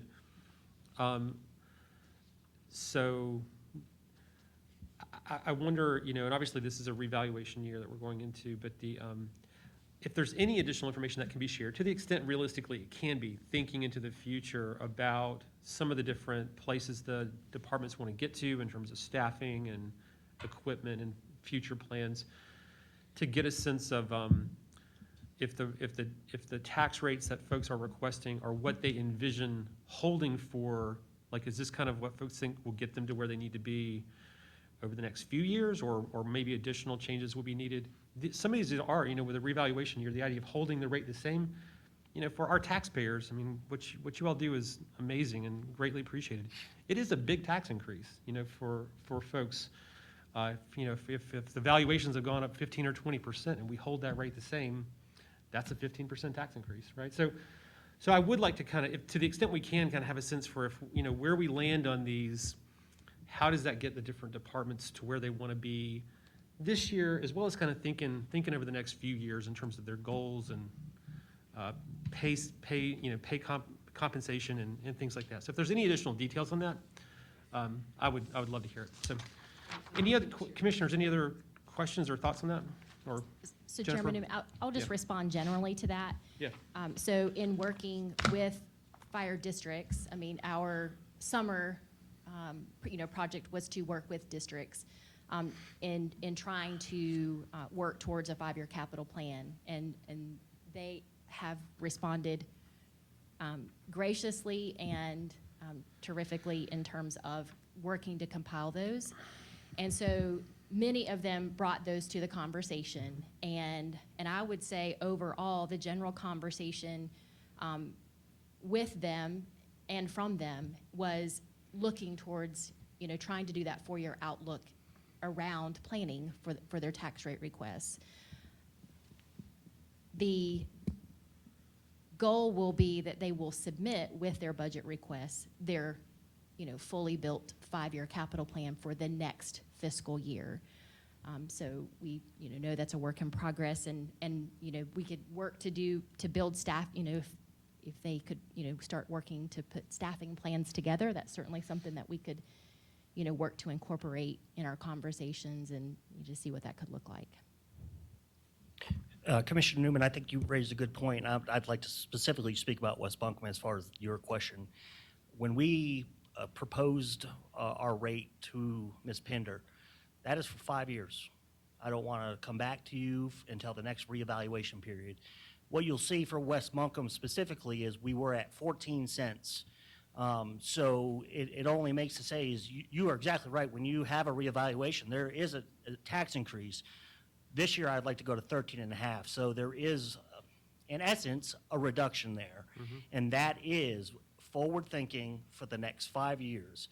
Now, yes, anything can happen. We can have catastrophic.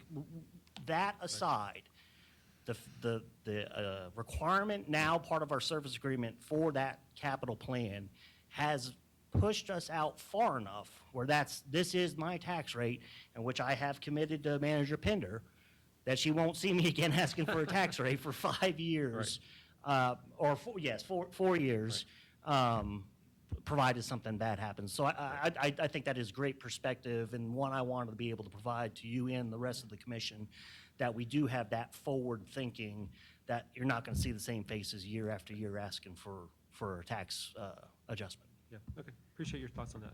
That's great. All right, commissioners, any other questions on this item? Jennifer, anything else from the staff? All right. All right, thank you very much. And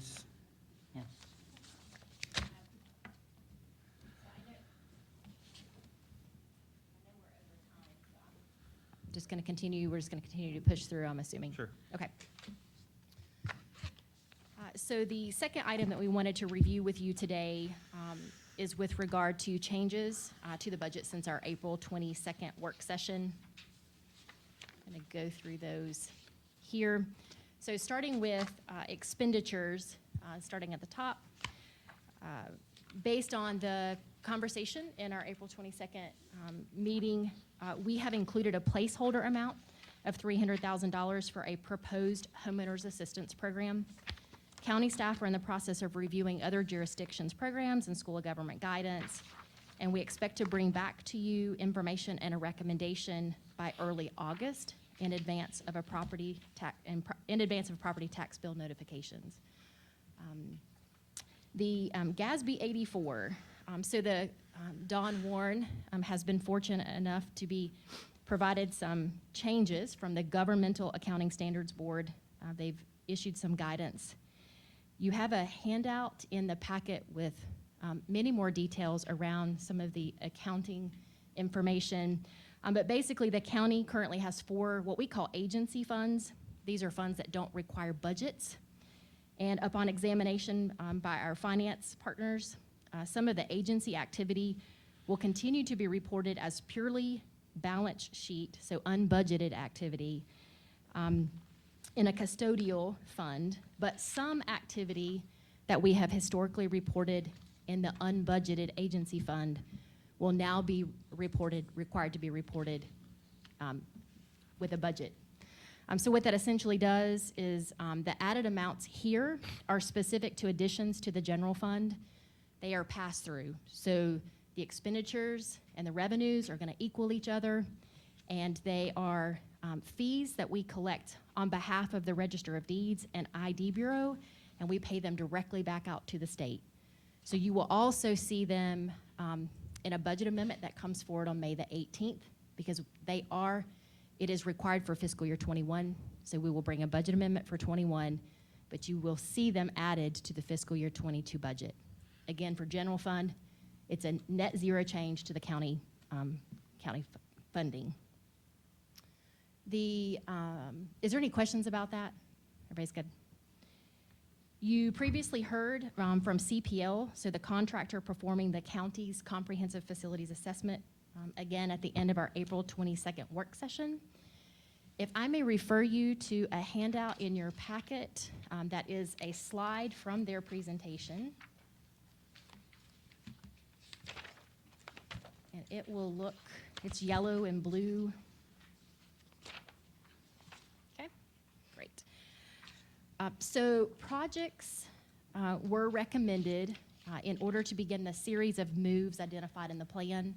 And the county manager is currently recommending that we move forward in fiscal year 22 with 3 of the 4 projects. So in your list on the handout, looking at the planning for forward-facing departments at 35 Woodfin and the expanding the footprint of the already budgeted fleet services complex. The net impact to include those in fiscal year 2022 is a net increase of $146,000. And that will be related to the timing of debt issuance, so it's debt issuance costs, and then $200,000 for the forward-facing department in net of some general services money that we then reduced. And then for the third project, we are recommending to move forward with the 40 Cox Avenue renovation, interior renovation. So this would be to move the 35 Woodfin occupants to 40 Cox Avenue. And we are proposing to use debt proceeds from the previously debt-financed HHS expansion project. So the previous HHS expansion project that was a debt issuance from 2015, we actually had debt proceeds in excess of the cost for that project. They are restricted, so 2015 LOBs has to be used for a like purpose. So we have an estimated $1.2 million that would be available that we would request to repurpose for that project in 2022. Any questions around the capital projects? Moving on to the, yes, sir. Sorry. That's okay. Question about this slide, the mobile HHS unit. Were you going to touch on that, or just? Or Yes, it is. Well, I think my question is just what COVID public health funds, what you mean by that? There's a lot of stimulus rolling around. There Keep is, track of the correct. acronym. So we would have Okay. brought forward to you, and I want to say it's been the last 1 or 2 board meetings. There was a $2 million agreement addenda funding for public health. We brought that into the budget. They are able to use that for some continued expenditures around the vaccine sites. We expect to carry forward the balance of those agreement addenda funding into 2022. One of the eligible expenditures is for a capital outlay purchase of $150,000 for a mobile clinic. Okay. So you would have seen that on the fiscal year 23 plan. I Yeah. think Commissioner Wells asked a question about that. And so Our recommendation is to advance that project in '22 using the agreement addenda funding for that purpose Great. and purchase. Anyone know how quickly we could, it seems like something we could use to help with vaccinations like tomorrow. And is this like a 6-month out, 18-month out? Yeah. Purchase, it would be a direct purchase, but we do have to spec it and get it upfitted. So it's probably at least 6 months out. Yeah. yes. Have to order it, have it built. And yeah, okay. Thank you. Sure. I apologize, I didn't realize I'd missed that one because I can barely see the screen. Moving on to the public safety interoperability, say that 4 times fast. This was previously known as the CJIS, so it's the Criminal Justice Information System. So it's a collaboration of a lot of the public safety communications and software documentation. The IT department is working with a contractor around evaluating the CJIS system, which is now this public safety interoperability.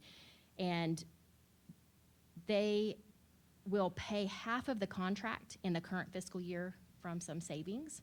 And so we were able to reduce the fiscal year 2022 contract amount by the portion that's there. So we reduced that in the budget. And then, again, based on our conversation in our last session, we have lowered the initial placeholder request for the education special projects from $300,000 to $80,000 to be more in alignment with fiscal year 21 allocated funds for similar projects. And again, would take direction from you onto an amount, but so that's what's represented currently. So moving on to any revenue changes. As you will recall, we receive sales tax information on a 3-month lag. Since April 22nd, we received an additional month of information, sales tax revenue for February 2021. So using this additional data point, we've updated our current projection and our fiscal year 2022 budget estimate. We have increased that budget by $857,000. The other 3 revenues are in direct correlation to the expenditure changes that I referenced above. I'm happy to answer any questions related to the changes.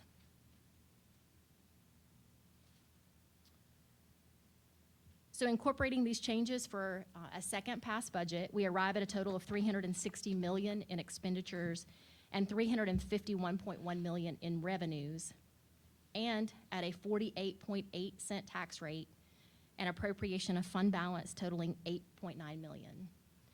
The previously discussed proposed tax rate was 48.9. With a net change in the expenses and revenues, we are demonstrating to you that the additional revenue could allow for a slightly lower tax rate at 48.8 cents.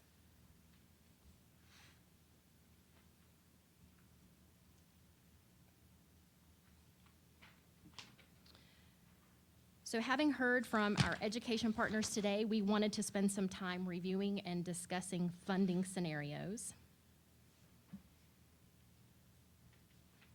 And before we review K-12 in additional detail, this slide provides you with a comparison for AB Tech in addition to the K through 12. What I'll point out on this slide is that for AB Tech, their fiscal year 21 was around $7.1 million. With the 3% in the proposed scenario, that was at 7.3. You heard from AB Tech today that 7.3 accomplishes their requested budget. So the middle scenario B, the 5.63% growth, will only be applicable to the K-12 schools. So walking through this, so that leaves AB Tech flat across the board at 7.3. For Asheville City Schools, again, 21 amended is $12.7 million. If they receive a 3% increase, it's $13.1 million. At a 5.63% increase, it's the 13.4. And then because we received the Asheville City Schools information that was a little different from our prior conversation today, what I will point out is that for the purposes of our information here and the following slides, the full request scenario, the calculation and amounts that are indicated for Buncombe County and Asheville City is based on Buncombe County Schools' full request at 5.8 million, and then the associated statutory proportional share, which would be, and then ACS would be 1 million. So Buncombe County Schools' full request was 5.8. The ADM share, the proportionate share to Asheville City Schools, calculates to right at just over $1 million more if you were to give Buncombe County Schools their full request. In terms of net growth over this year? Yes. It's a little different if you then looked to fund Asheville City Schools at their full request. That translates to 84,000 more than what's depicted here, because that's closer to 13.8 instead of 13.7. And then because you do a proportionate share to Buncombe County Schools, you then need to add 467,000 more to Buncombe County Schools.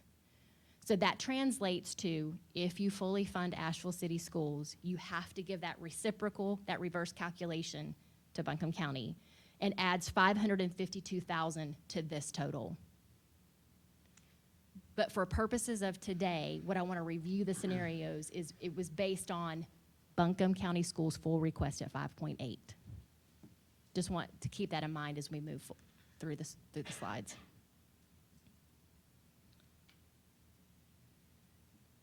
You asked us to include 3 additional years for the educational funding history to be able to review year-over-year growth for an extended period.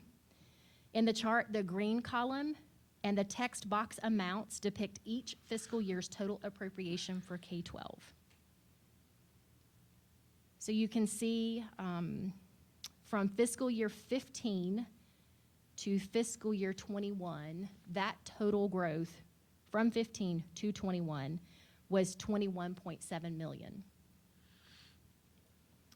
The navy blue is for fiscal year 19 through fiscal year 2022, and is the amount that would have been generated if we had used the unrestricted revenue growth rate. So if we applied just the unrestricted revenue growth rate for each of those years, we would have come to 84.4 million for education funding for K-12. And yes. Yeah, we would have only began that calculation in fiscal year 19.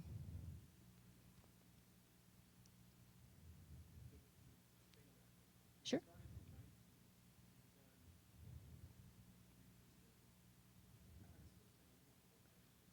Okay.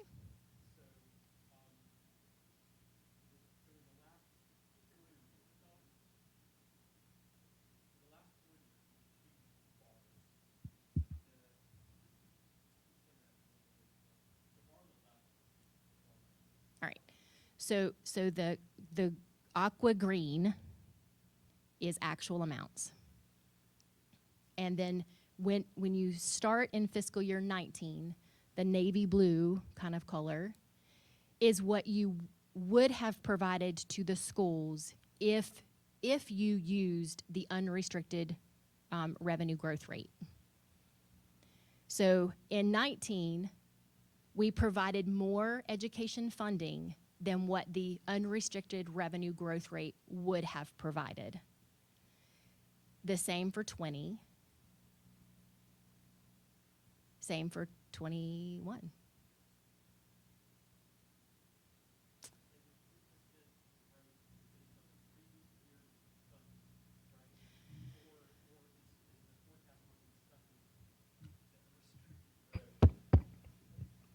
Microphone.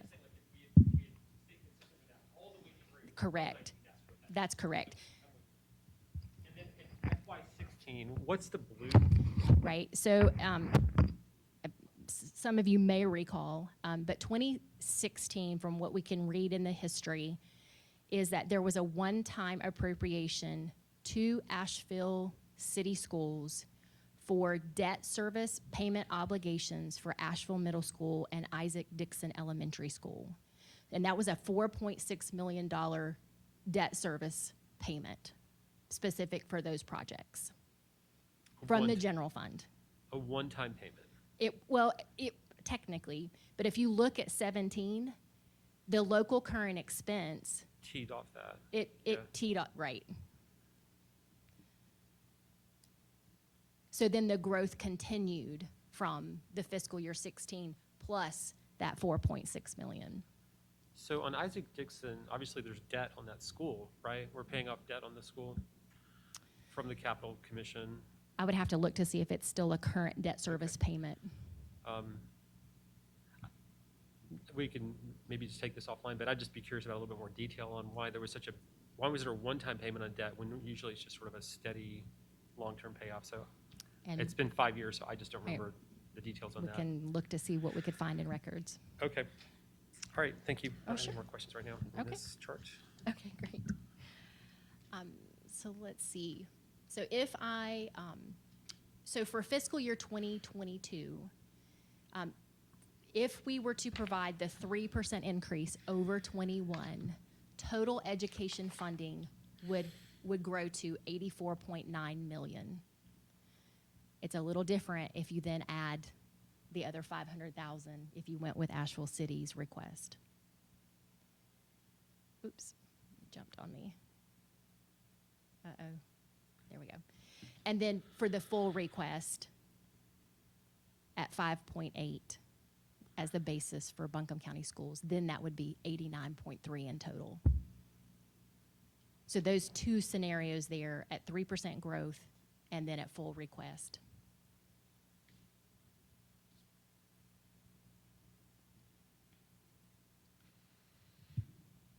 So I want to walk through each of the funding scenarios. AB Tech, Buncombe County Schools, and Asheville City Schools are what is accounted for in the education partner total amount. So on this slide, when you see in the expenditures, education partners, it's made up of those three education partners. The fiscal year 23 in each scenario, so each scenario I review, it projects 3% growth. So for each slide I review, 23 is just projecting an assumption of 3% growth. And this matters because of the appropriation of fund balance and your percent of fund balance. So at 3%, the total increase to the general fund budget is 2.7 million. This is the amount accounted for in the budget currently and is estimated using a 48.8 cent tax rate. Provides an $8.9 million appropriation of fund balance. And for the purposes of today, we are using the 2-year outlook period, and you can see we are projecting we could remain above the 15% minimum by policy for fiscal year 23.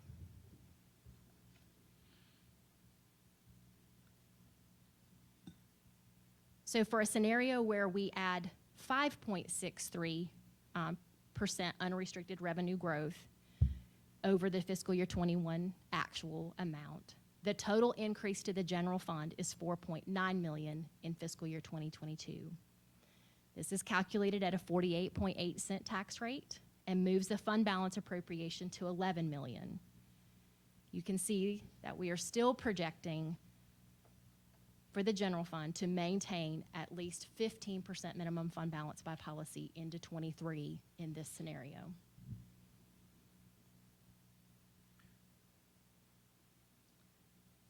So the earlier slide shows the 5.63% growth and the fully funded scenarios maintaining the 48.8 cent tax rate and increasing the fund balance appropriation as the offset for education growth. Let's see, I'm sorry, at the bottom in green. If the decision is to, I am so sorry, I'm gonna go back. What slide is this? 15. Okay, thank you, Avril. All right, so the third scenario, fully funding education. It's a $7.1 million increase to the general fund, maintains the 48.8-cent tax rate, and moves your fund balance appropriation to $13.3 million. So an estimated change to your available fund balance moves to 13.6 in fiscal year '23. So then you would go under the minimum by policy of 15%. So the mechanism to fund education in these scenarios is increasing your fund balance appropriation with each successive scenario. So in this scenario, with Buncombe County Schools fully funded at the 5.8 and a proportionate share to Asheville City, your fund balance appropriation moves to 13.3.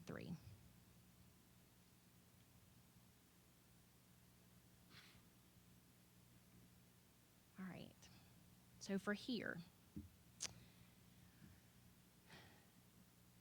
earlier slides show the 5.63% growth and the fully funded scenario, maintaining the 48.8-cent tax rate. Increasing your fund balance is the offset. Now here at the bottom in green, if the decision was to not use appropriated fund balance to fund the education growth, and if you looked to do an alternative with an incremental tax rate, here are the changes to accommodate those education growth percentages. So it's reflected at 48.8 at an 8.9 appropriation for 3%, a 5.63% growth. The tax rate to absorb the growth would be 49.3, and then the tax rate to absorb the fully funded request, again, 5.8 as the max in this scenario, is 49.7. And the fund balance under those latter two scenarios would be 8.9? If we use the tax 'Cause rate that- to pay for it. That is then- what adjusts it, yes. Okay, great, thank you. All right. Oh, in the out years, I'm sorry. But in the current fiscal year, to Jasmine, Commissioner Beach, Ferrara's question, that does stabilize your appropriated fund balance. Yes. I'm looking at me, verify that. Yeah, so just one call out on this slide. This is not a multi-year analysis. Each one of these is a separate scenario for FY22. So if you raised your tax rate, that appropriated fund balance would round to $9 million in each of these scenarios.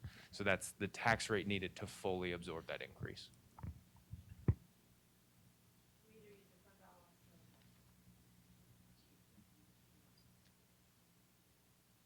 right.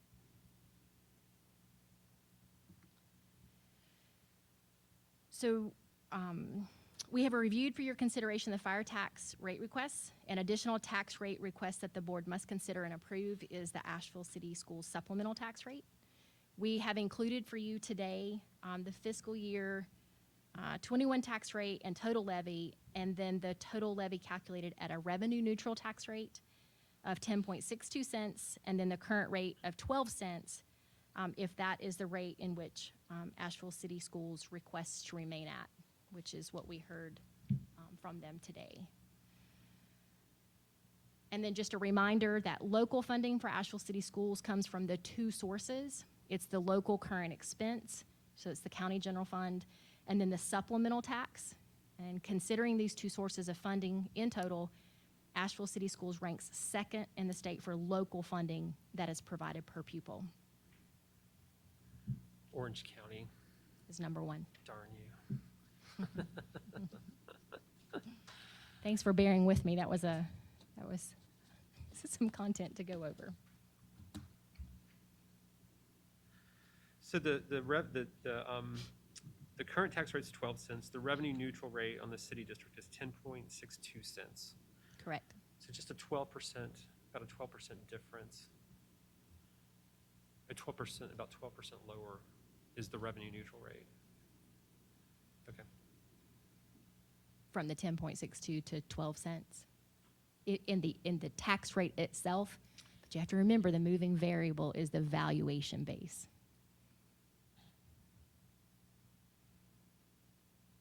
And then your revenue neutral the actual calculation takes into account a natural growth rate as well. 1 year of inflation. Well, there's a formula that the School of Government provides, and if I recall, it's a 3 or 4 year history. It's the prior years of since your last reappraisal, so in this case, it would be those 4 years, and it's a formula that the local government commission requires us to use to calculate that. So they take basically 4 years of inflation and average it out and apply it to the next year. Would not be in this calculation because that was such an odd growth year that we took that out. But yes, it is 4 years of average. Okay. So this is the last slide that I have, and happy to answer any questions.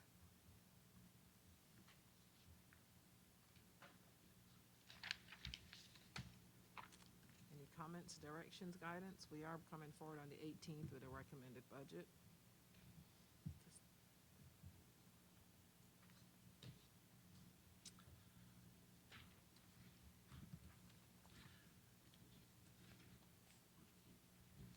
I'm just, there's a lot of information to process here, so I don't have a lot of detailed follow-up yet.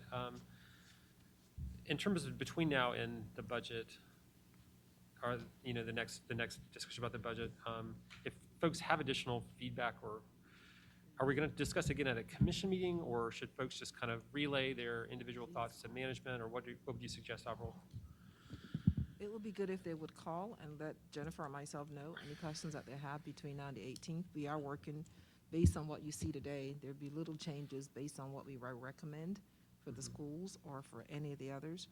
But as you know, after the 18th, we don't have our public hearing until the 1st. So you can still send me information after the 18th because the final adopted budget would be what the input from you guys as well as the community. Okay. This is just my, kind of personal take on it. And again, I'd like to have more time to kind of think about this. But I would say, in terms of this whole education process, of course, what happens at the state level is a big determinant here. So, in some ways, I think we're going to have to take something of a wait and see approach. I think in some past years where we've had a similar dynamic, we have made some decisions around sort of initial amounts of funding that we would guarantee the schools and say, here's what we're going to do. You can count on it. But look, if the state does a bigger teacher pay than if it ends up on the higher end of that, then we, of course, we got to treat all the employees the same, and you have the right to come back to us and we'll discuss further. Are the staff thinking that might be a scenario that we might end up in this year, depending on the timing of the state budget? We do, however, as Tony mentioned, in the past, we've always had at least 2 to kind of gauge what that number is going to look like. This year, we don't have that lower end, and somewhere we meet in the middle. So we are gauging it based on just one data input. But this year is also the year that you will set a tax rate. In the past, we always relied on fund balance to do that. This is the year that hopefully we wouldn't come back, similar to what I'm asking the fire chiefs to do, to commit to a multi-year type fund tax rate. We're kind of looking at doing the same thing ourselves. So if we do rely heavily on fund balance to balance that budget, we would have to come back and talk about a tax rate or some adjustment in the next couple of years. Avril, when you think about the recommended tax rates under these different scenarios, but, and I realize, the further out in the future you get, the more unknowns that you can't account for. But when you think about that, do you think about that on a 2-year basis or a 3 or 4-year basis? Right now, The we're goal being, like, when you think about some of these recommendations, like, this is a tax rate we feel pretty comfortable we could sustain. Is it over 2, 3, or 4 years? Right now, we're saying it's 2 years because the market is moving so fast and what's happening in our community. So we are committing to a 2-year, we would not come back next year for our next tax increase. So right now, that's why you're seeing 23 on everything we're looking at. We're looking at 23. We would hope that we can sustain that longer than 3 years, but we're committing to at least a 2-year look right now. So based on what we know today, I would definitely say that rather than assuming the governor's full budget's going to be approved, that might happen, and there's a lot of great things in there. So I'm certainly not, an opponent component of that, but just thinking about the likelihood of different scenarios, I think the likelihood of that being fully funded is probably fairly low, realistically.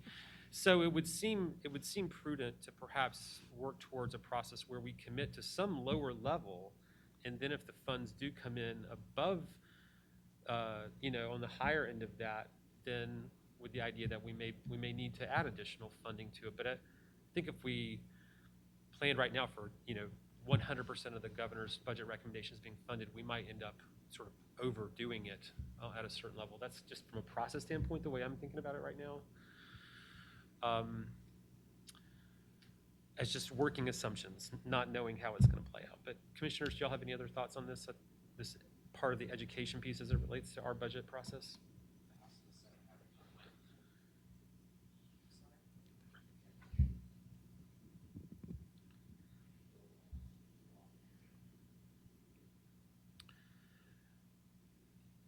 Yeah, I think one year we voted on our budget and they still hadn't voted on theirs at all. So I think they're supposed to, but it doesn't mean they don't have to. Yeah.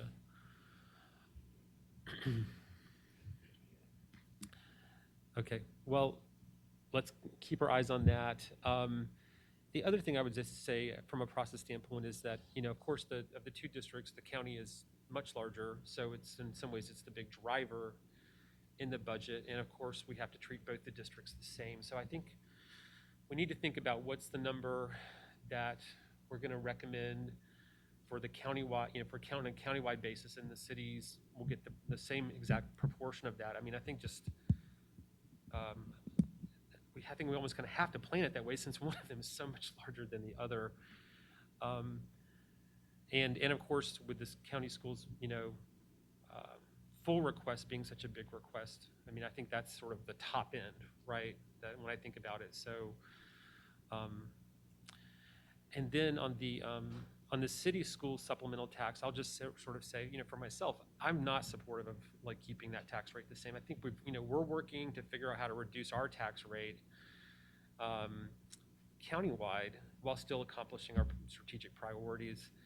And in some ways, this is part of the community that when we think about the reappraisal process, these are the neighborhoods getting creamed the most, and so in terms of inflation of property values and people's tax burden. So I'll just say, as a starting point, I'm not supportive of keeping that tax rate where it is. I'm be much more inclined as a starting point to think about it being a revenue neutral rate on the city supplemental tax. Any other thoughts or feedback? Yeah.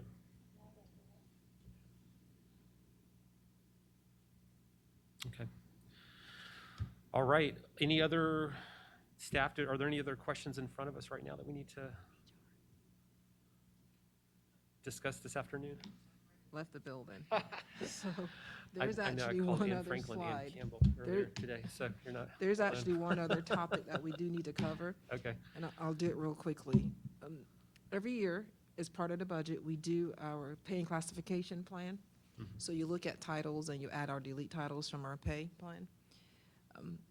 This year, because of that we are doing, so can you put up your slide and go real quickly to the adds and the deletes?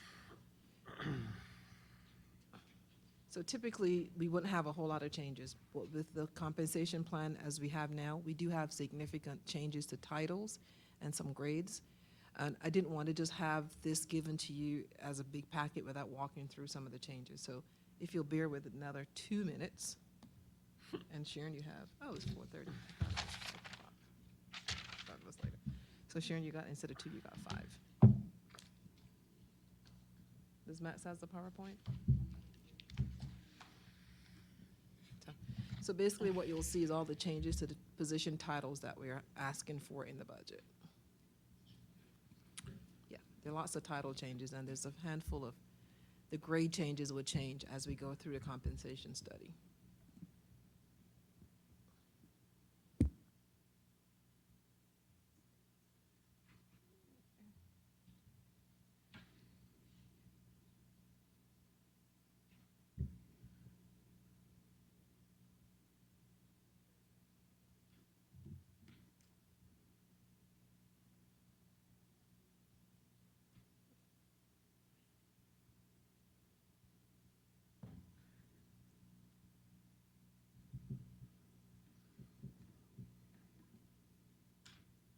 There it goes.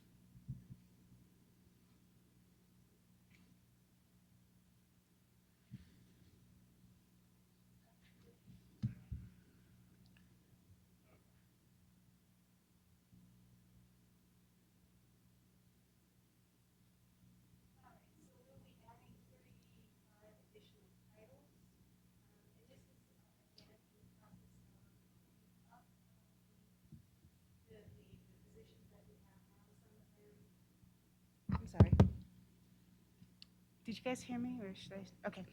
So it's really adding additional titles that more appropriately represent the positions that we have.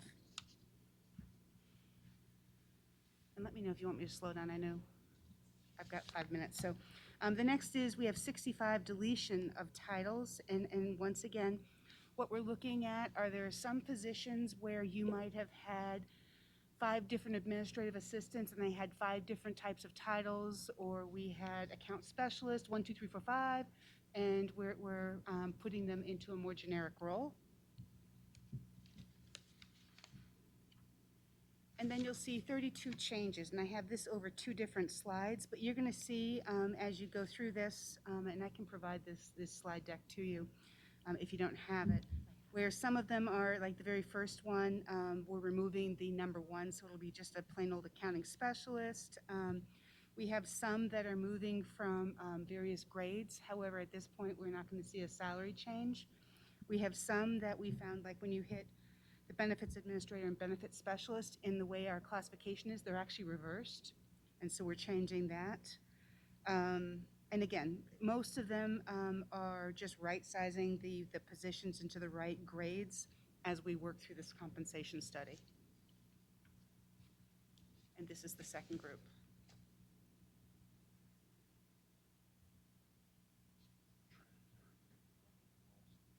Yeah, when we can, yeah.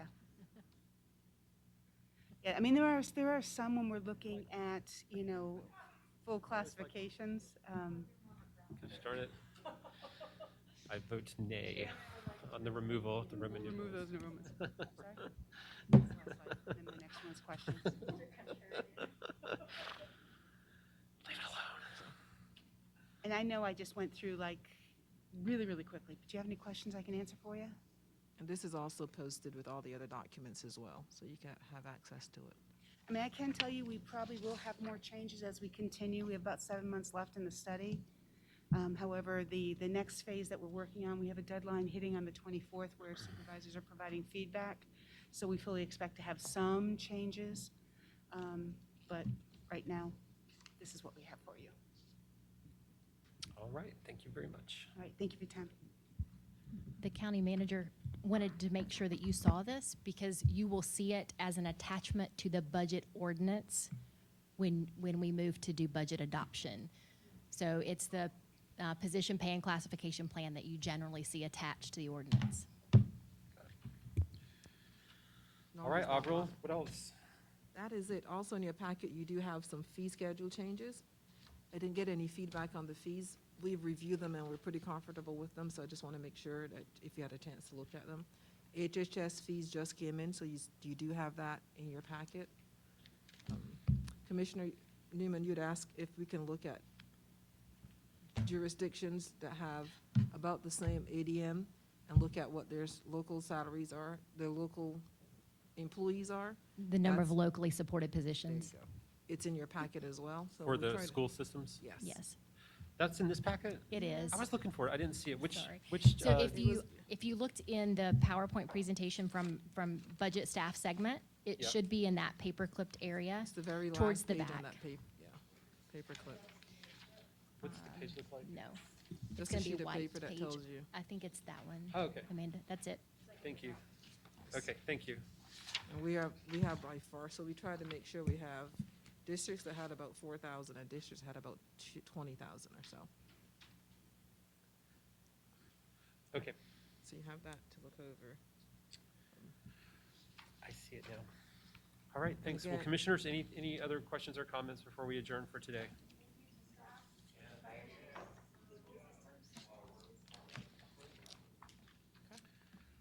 All right, well, we are adjourned. Thank you all for being with us today. Thank you.